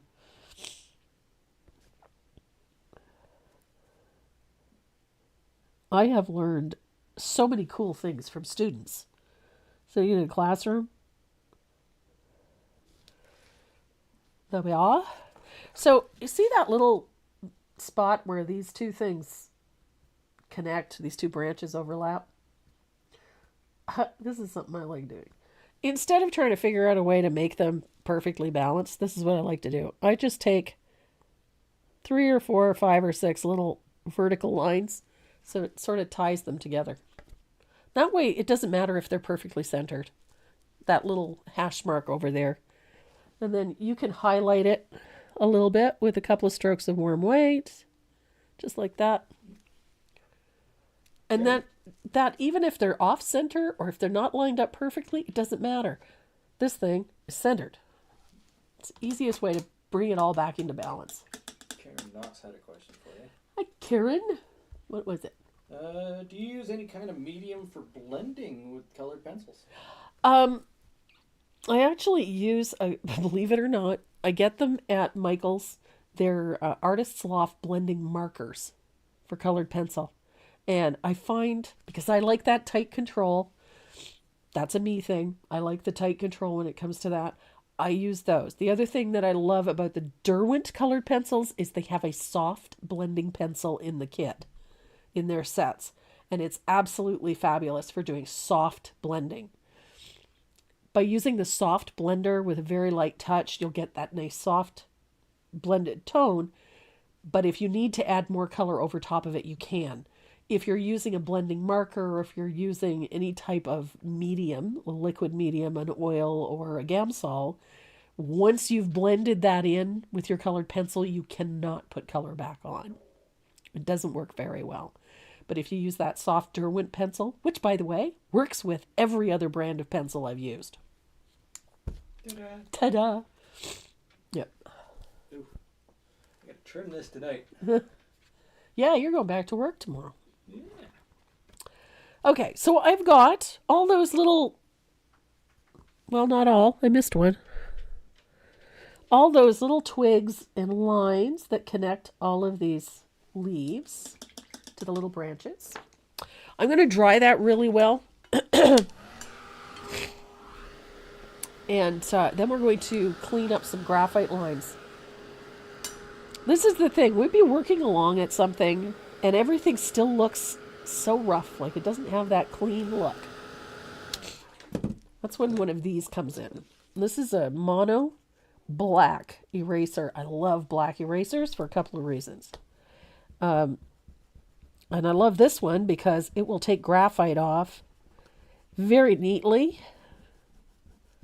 without damaging fresh paint, without polishing or adding shiny spots. But look at how clean that looks now, just by taking off that graphite. So even though things might not look all that great as you're painting, the minute you clean up those graphite lines, everything looks so much better. So what might have looked like a ragged edge or not so smooth, all of it snaps back. All of those berries look so much better. You can get that white graphite off of there. And I love these because it doesn't smear that graphite everywhere, which is another bonus.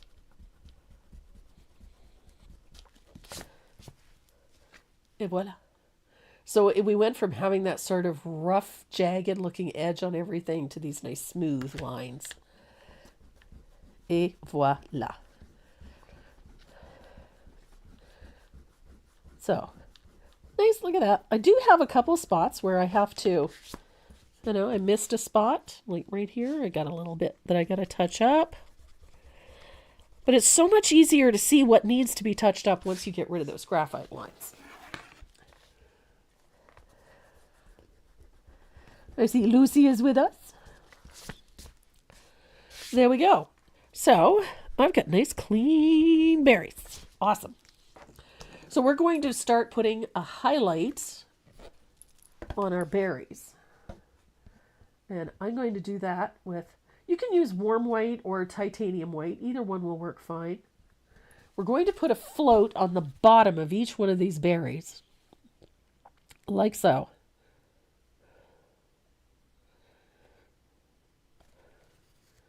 Look at how bright that berry looks all of a sudden.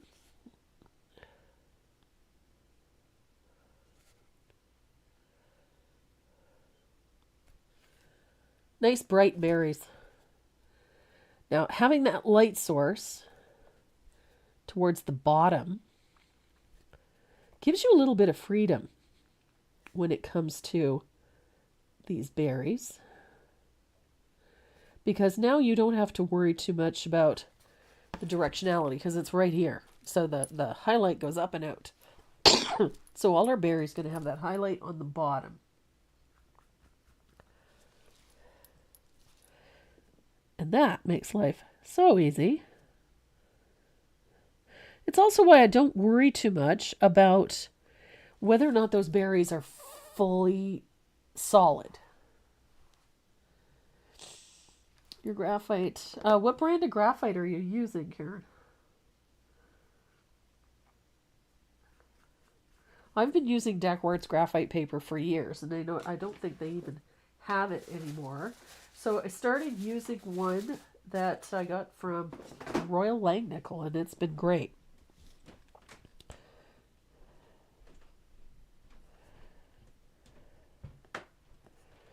And Michael's has their own brand. That's not too bad either. And yeah, I have lots of those black erasers. I love them.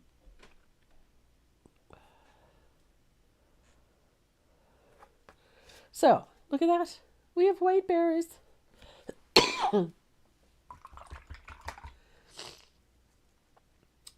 So, we're going to give a little shading to these berries before we do the final highlight.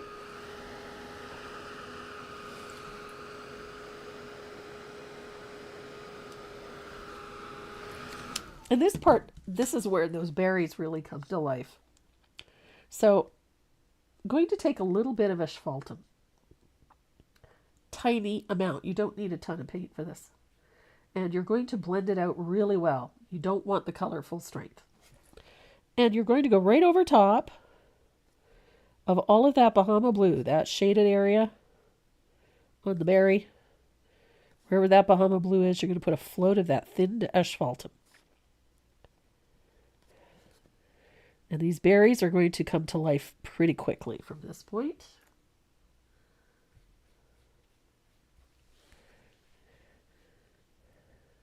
So wherever that Bahama blue is, you're going to put a little bit of asphaltum.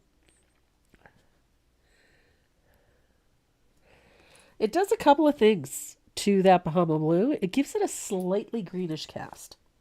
Just a slight greenish cast, which separates it from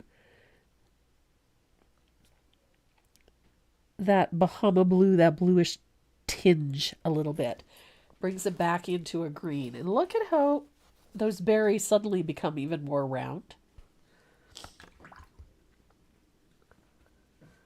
So I'm going to take my rigger. If you use the stylus, then by all means use the stylus. I'm going to use a rigger. Or a liner, either one. And we're going to put a dot of warm white at the bottom of each one of those berries, like so. You can do that with titanium white. You can do it with warm white. Whatever works for you.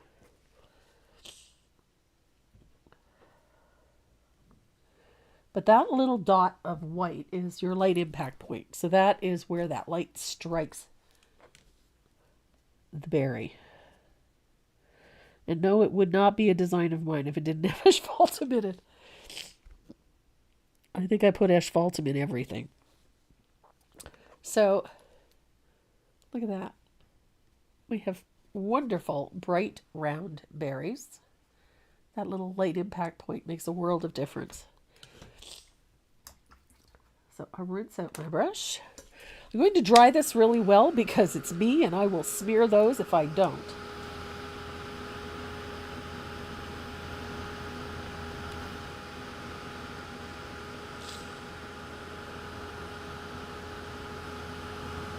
Yep. I wish the decor had still made their white graphite paper because it really is one of the best ones I've ever used. But Royal Langnickel is pretty good too.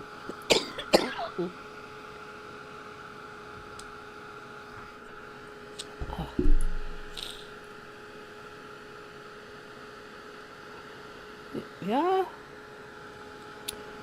Almost dry. We're going to use a gold pen, gold paint pen, to put a border on this.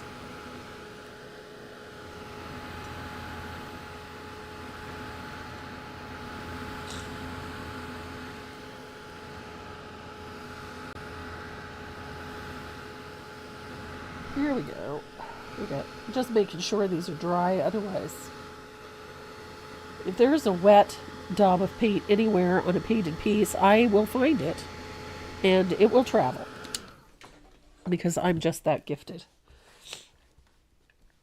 So remember what I said about putting that dark area? You don't have to shade in and around everything because that shadow is already there. Same with the corners. When I got this little decorative element in the corners, I don't have to go back in and shade it because I've already done that by putting in those darker values.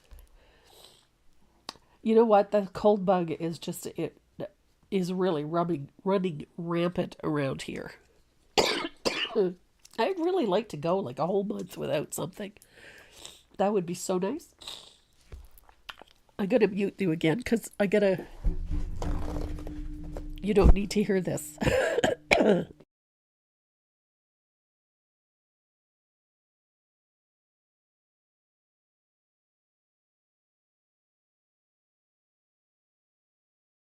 There, much better.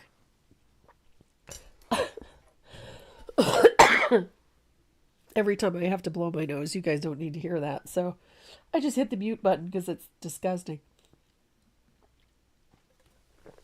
Oh, good heavens. Oh, I'm really liking this one. Now, remember I said a couple of spots that I needed to touch up a little bit. I got just a couple of spots that I'm not thrilled with, like right here. every once in a while, you just got to go in and clean up things a little bit. Just there's a couple of spots where I didn't quite have it all the way up, you know. But that's the whole idea. It's paint. You have the ability to do that. Go back in and adjust things and fix things, and if something is missing, tuck it in. And it is just paint.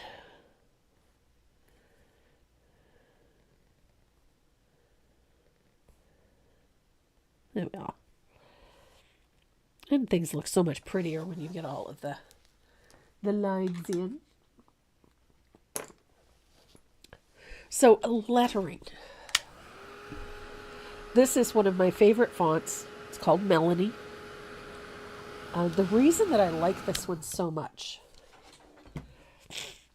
is because of there's an elegance to it. I really like this. There's an elegance to it. But the most important thing is that it's an easy one to read. Not every script that you see out there for things is an easy one to read. Sometimes you look at it and wonder, what am I reading? Until you realize what it is. But it should be instant. You should be able to look at something and know what that word is immediately. And so this is one of the reasons that I choose this font so often, is because it reads well and it has that stylish look. It has that delicacy, the elegance that I like. But it's also legible. It's very easy to read.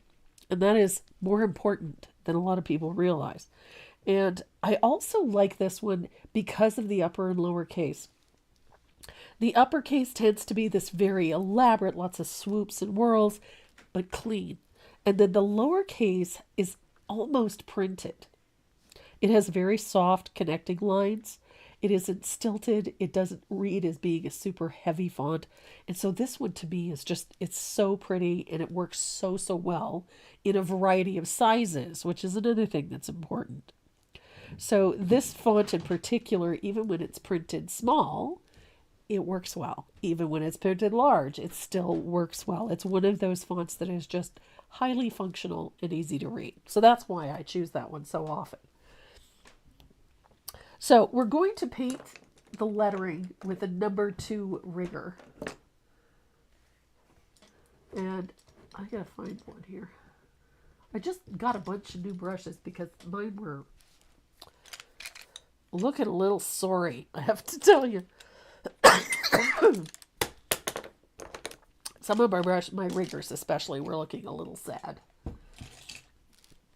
So I've got, I'm going to work with a 0 rigger for this one. A 0 to a 2, I think, is the ideal size for this particular font. And we're going to use a little bit of warm white. I'm going to give myself a clean palette here.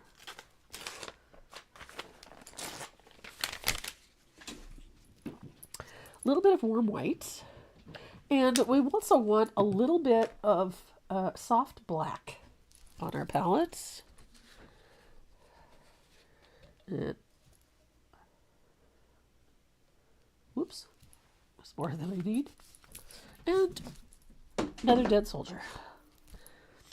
So the brush I'm going to work with first is a 3/8 angled shader. I like the small angle. And we're going to use soft black to float with. You want to blend this out really well. We don't want a harsh line for this. And we're going to shade up against the right side of each letter. Just like that. Simple float. Don't overthink it. Just put a float in.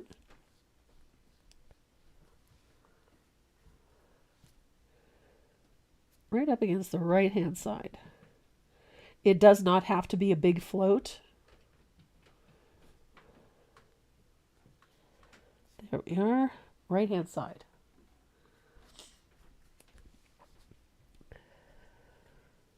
There we go.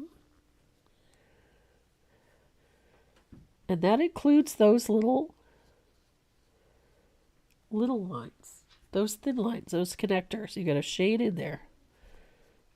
And that means underneath the right-hand side of those little connectors, that join all of those letters. You need to have that shadow in there as well, like so. Outside edge. What do I do with old brushes? I hang on to them because I use them for a variety of things after the fact. But if I have a lot of them, I donate them to my local art club. One of my neighbors is a school teacher here. She teaches elementary school, and she's also the organizer of the local art club for the school for school age children. So I donate all of my older brushes to her. And when I say older brushes, they're still in pretty good shape.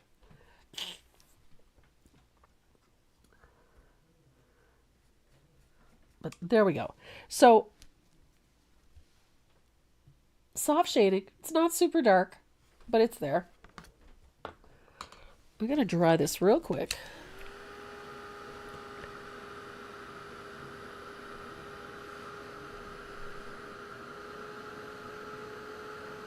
There we go.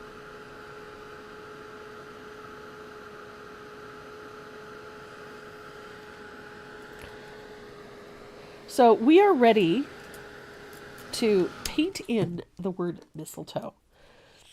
Now the reason I put that little shadow in, it's not a super dark shadow, but it is going to give this lettering a little bit of elevation. It gives it a little height. So we're going to thin out some warm white with a little Joe onions. We want it thin.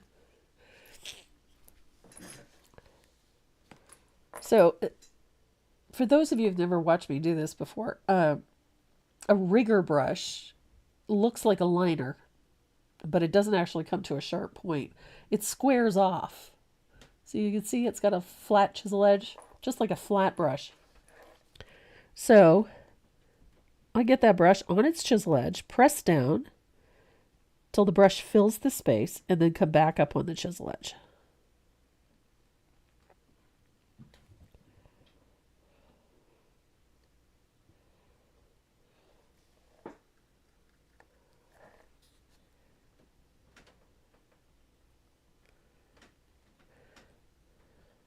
And voila.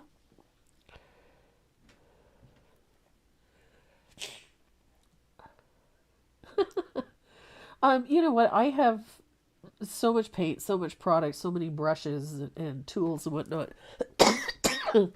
And when I have too much or stuff that I'm not going to use, instead of throwing it out, I donate it to local art clubs or veterans organizations or to our local schools. Our local schools, especially at younger grade levels, they don't have the budget for art programs and supplies. So and some of these teachers are paying out of pocket for that stuff. So I would much rather donate it.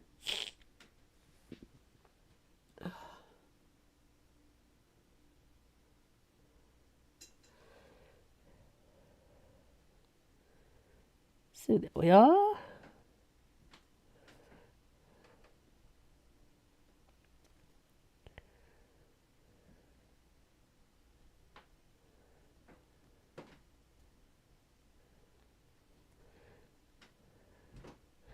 Now, the thing about lettering when you're doing this kind of thing, especially for signage, keeping it as uniform as possible. That's why I like using warm white, because it's an easy color to keep uniform.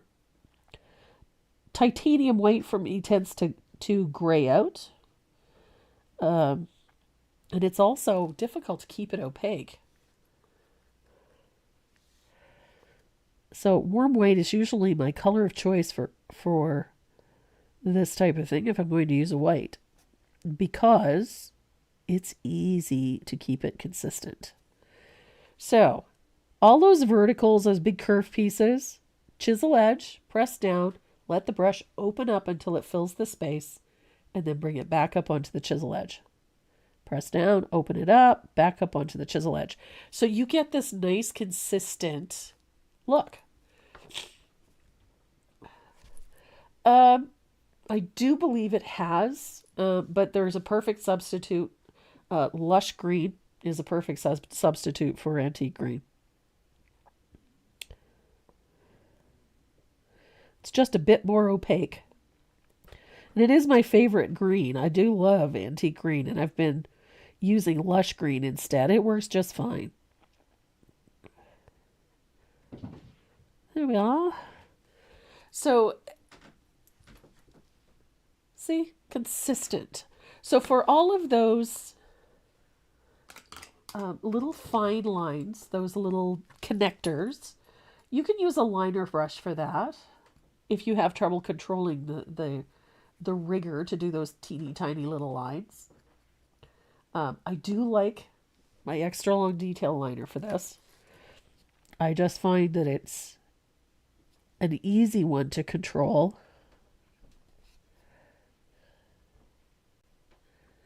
Except for right now, apparently it decided to just vomit on my... There we go. There we are. Oh my gosh. Pardon me.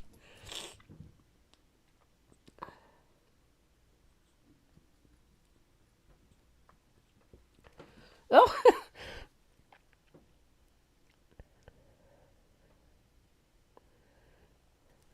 We are a household with a daughter with special needs. So we have had to, during the course of her education, rely heavily on great teachers, to help us get her educated. And teachers, quite honestly, cannot do their job unless they have the support of the parents of those children. It's impossible. They can do the best they can, but they're not babysitters. They have a job to do, and their job is to educate your children.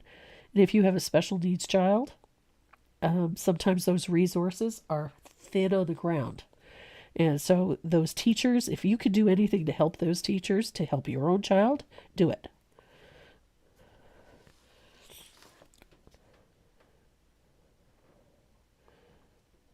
Having raised a child with special needs, I have news for you. Teachers have my unwavering support.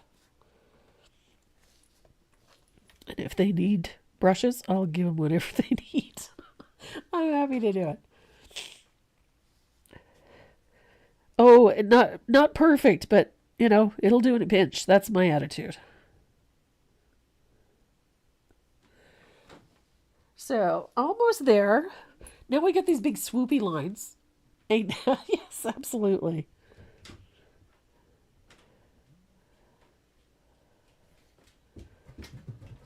Uh-oh. Hi.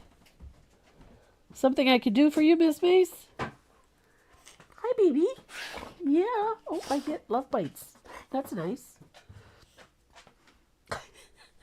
I get love bites. Miss Mace is always full of love bites.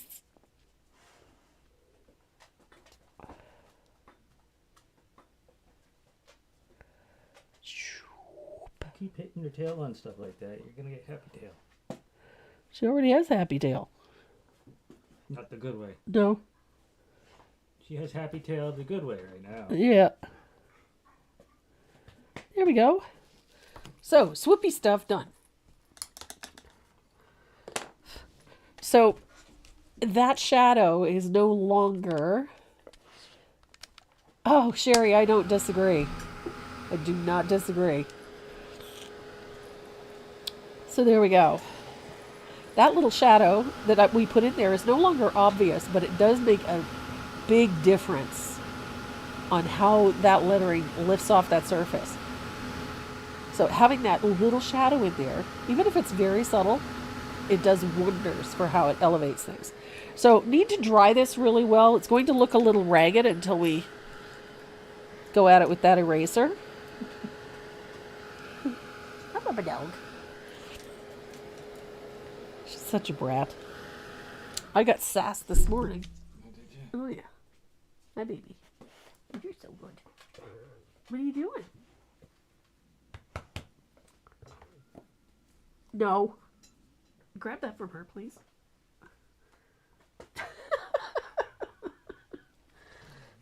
Maze decided she was taking this and going elsewhere.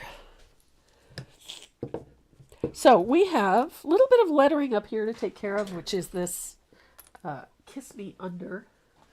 And you have some options. I'm a huge fan of these Posca pens. I'm massive fan of Posca pens. I have a full set of these ones with this bullet point.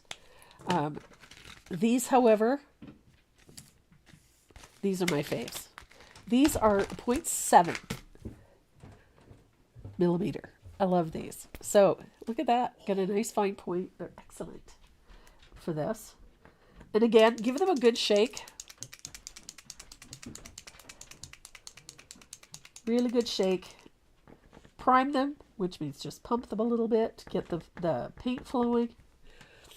And the fun about these is that it's just this simple. It's like using a giant marker. I love them. Super easy. I love that they're consistent. I love that the paint in these Posca pens is so smooth. It flows off of that point so nicely. And consistently. They're nice and opaque. I love them. Now, if you're looking for these, you can get the individual ones on Amazon. There's a variety. If you're in Canada, desserts.ca stocks the Posca pens. So you can get them online from them. And if you're in the US, dickblick.com is excellent. The service is impeccable, and they have a really great selection of Posca. So you can check that out. And if you live in southern Ontario near Detroit, well, you know what? Skip across the border, ladies, because Dick Blick has a number of stores in that area, and they're phenomenal. So these are the point summer. If you're looking for the item number or the brand number, it's PC1MR. It's the pin type 0.7 millimeters. Absolutely love these. I got a whole set of these from Dick Blick. Took a while to get them. Was worth the wait. They're absolutely phenomenal. I'm a big fan. So I'm going to dry that really well. And I love the handwritten look of this. I just think it's fun.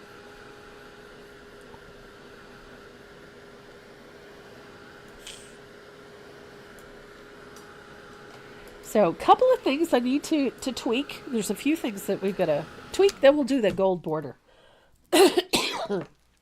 So I've got a little bit of desert cactus. If I can get it out of the bottle.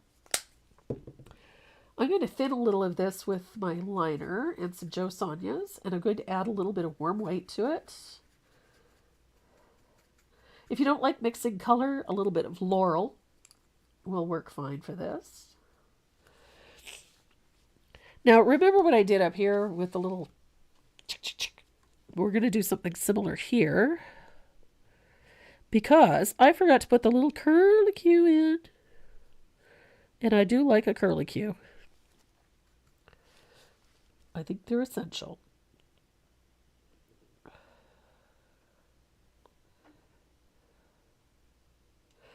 Now, I like this little 3 strokes to hash mark them, and then get that little highlight on. Don't forget your light source is down here, so your highlight's going to be underneath. Like that.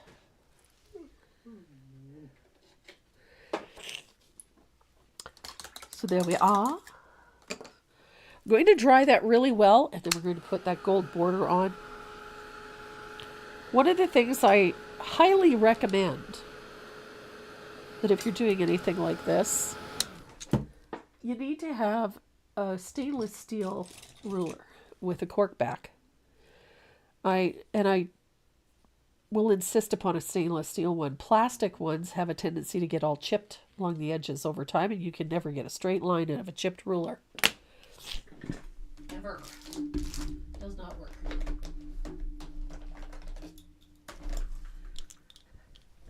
And I'm using, this one is a Pen Touch.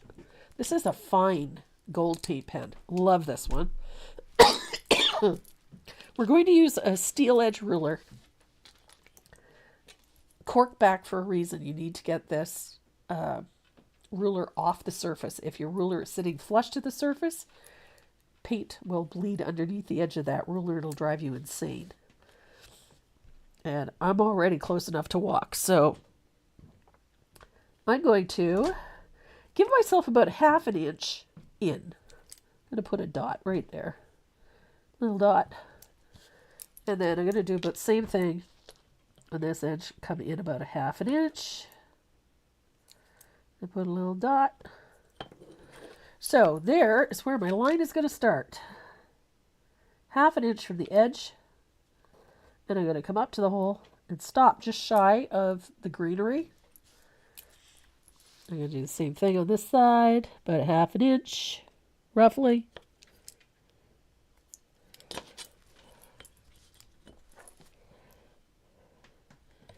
Okay, that was a little scary, but... So there's my ½ inch. Go right through my dot. Stop shy of the greenery. And ½ an inch straight down. And again, you're going to stop shy of the greenery. So just before it reaches the greenery, you stop.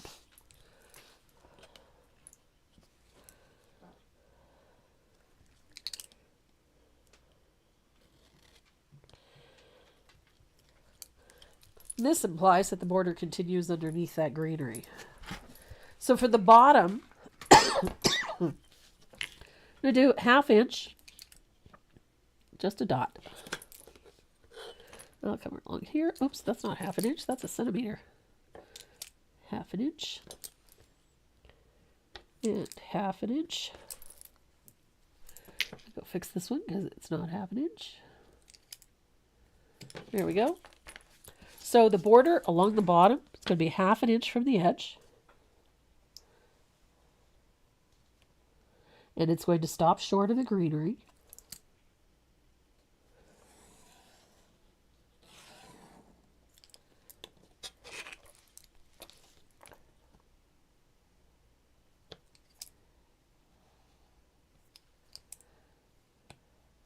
Just like that.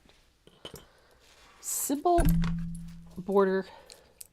It frames up the design nicely, and it also echoes the shape of the plaque itself.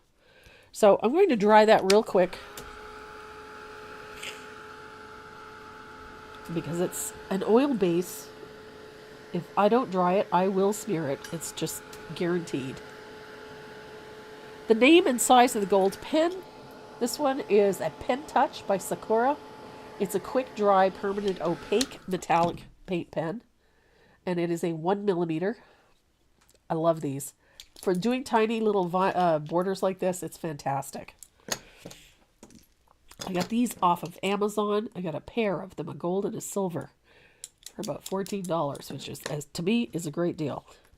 So, got one last thing to do to this piece. I'm going to use my other favorite gold pen, which is this one. It's a Deco Color Premium Gold Paint Pen.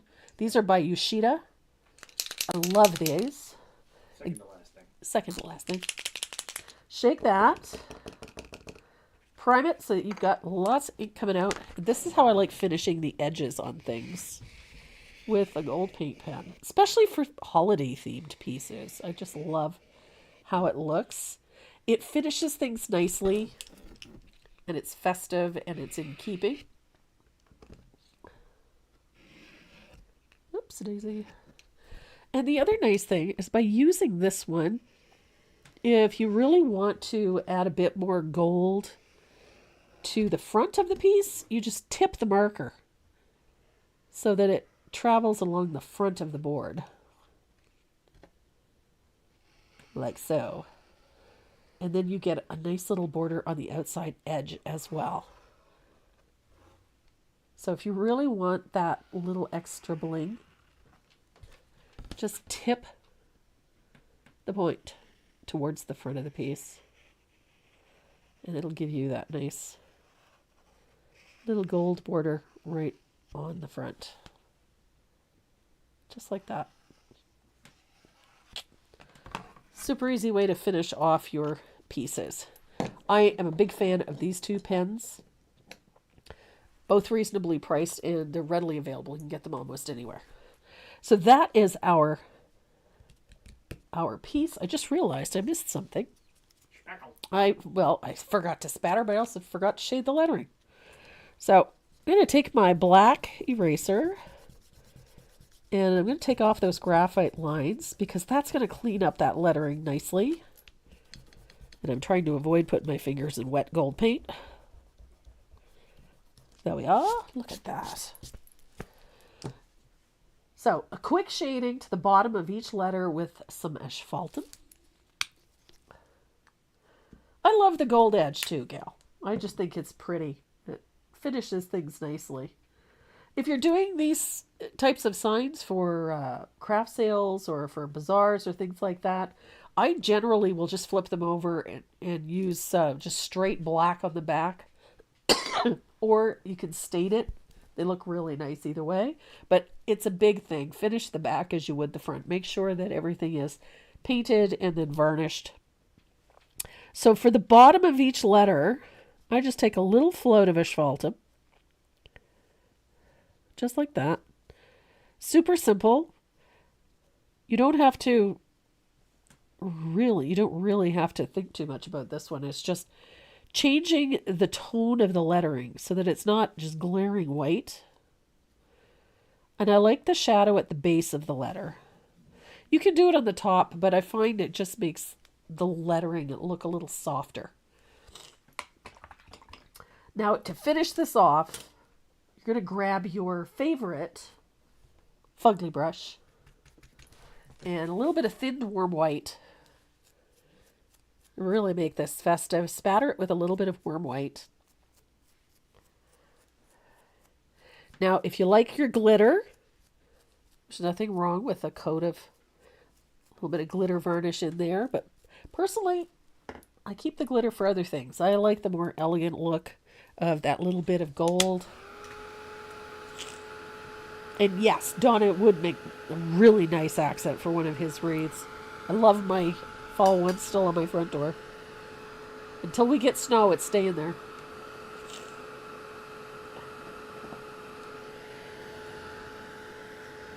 So there we go. Now, fun way to hang these is with just a little bit of wire. And the one thing I discovered, because for so many years, everybody had black baling wire, like 19 or 18 gauge baling wire in their craft room, because it was easy to find. You know, Tractor Supply or, Princess Auto always had it. But it's not so easy to locate anymore. So I found this on Amazon. It's an 18 gauge aluminum wire. It works just fine. I just twist a couple of little loops at the base, and that's what I use to hang it. Super easy. Super easy. So Renee has the wheel all loaded up. Got all those names on it. You do so. And how many names are on it today? 160 something. Nice.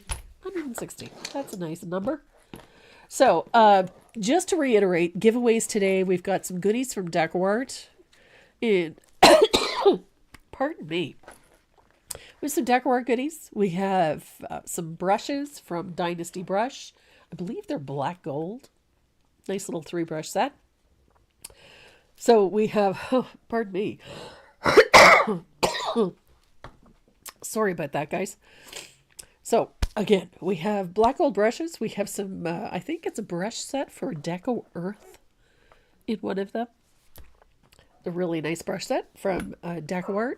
And there's also some goodies from Tombow in there. So you're going to find that. Plus, we've got a few little odds and sods that Renee and I like to toss in as well. Plus, there's some little pin kits and things like that. So we have 3 of those to give away today. And the first one is going to go to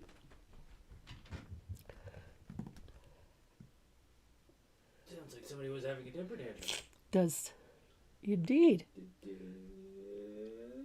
Bonnie Clock. Awesome. So we got one of those for Miss Bonnie.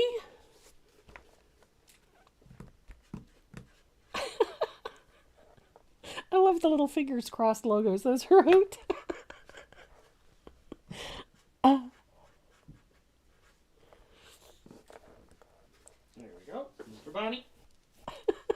kick out of that. And the next one is going to go to...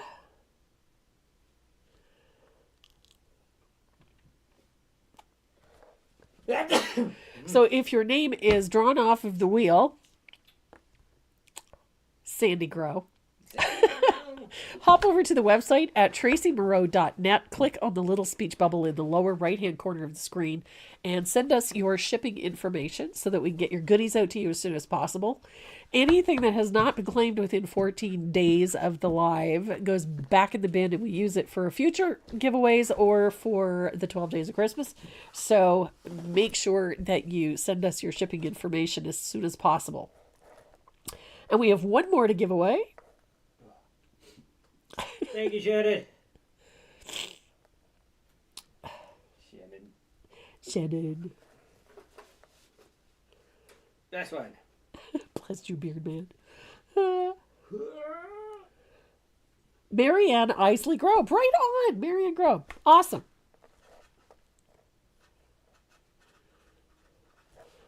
You're very welcome, Rory. Go ahead. Glad you came and joined us.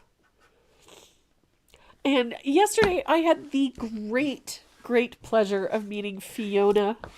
Fiona, sweetheart, it was so nice to meet you. Thank you for dropping by. Fiona had placed an order for one of the kits, and she was in the neighborhood, so she swung by to pick it up. So it was really great to meet you, Fiona. All right, guys, that's it for us this week. We do have the kits back in stock for the 12 days of Christmas, and we are shipping daily as quickly as we possibly can. Because Canada has a nationwide postal strike on the go at the moment, we are shipping through Purolator and through UPS. So if you have an order pending, don't worry, it will be out and will probably be to you within 7 days. If you don't get a shipping notification, it may have gone to spam or it hasn't shipped yet, but we are shipping on the daily. And it may take us a while to get the tracking number to you, but we try to get to them as quickly as possible. Can I pet your dog? Miss Maze? No. Count your fingers first. That's all I'll say. Nope, you cannot pet Maze.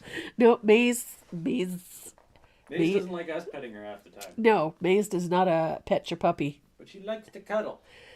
Yes, she does.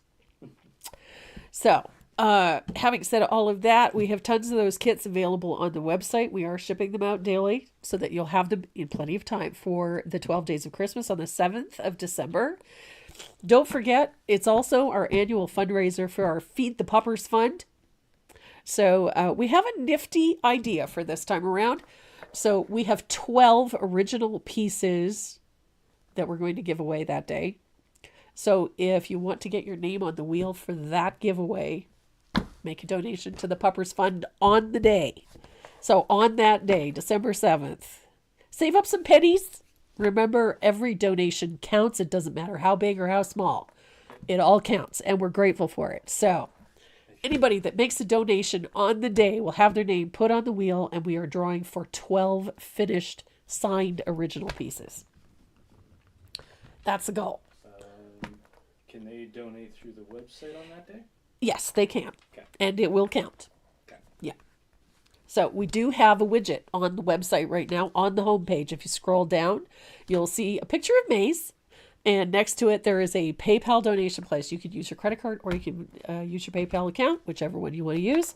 And you can make your donations through there as well. Also, you'll be able to do it through the super chat system on the YouTube channel. So you have a variety of options to make your donation. And as always, we greatly appreciate whatever you donate. We are always grateful. So thank you so much. We are so excited about this 12 days of Christmas. We have so many goodies to give away. It's ridiculous. It's number 5. Yep. Our 5th annual. Crazy, yeah? Yeah. Our fifth. Doing this 5 years? Yeah. So on the day, the giveaways for that day, again, we have 12 of them. One for each day of Christmas. And the average value of each box is $175. 12 boxes. 12 boxes valued at $175. How many original paintings? 12. 12. Pardon me. That's the 12 original paintings is exclusive to donors. Yeah. To donors. Yeah. The other 12 gift Yeah. prizes Are for Yeah. everybody. are for whoever likes and shares. And Yep. Whoever shows up and says hi. Yep. Join us in the chat. That's all you really need to do. Join us and say hi, hit the like button, bring a friend. Yep. So we have oodles. I mean, they're $175 worth of stuff. There's some amazing stuff in these Has a box boxes. done up there? No, I haven't piled everywhere. I'm trying not to mix them up with these boxes. Yeah. Yeah. So yeah, there's some amazing gifts. One of them contains what is it? 100 watercolor brushes or watercolor pencils. Nice. There's a beautiful set of 100 watercolor pencils. There's colored pencil sets. There's we have some amazing stuff from Tombow USA. It's going to be awesome. We're going to have so much fun. So, thank you so much for joining us today. I hope you guys enjoyed this one. I had fun teaching it. It was, as always, great way to spend a Saturday with all of you. And we'll see you again soon. Stay safe. Pet your dog. Pet your dog. That one. And Mute.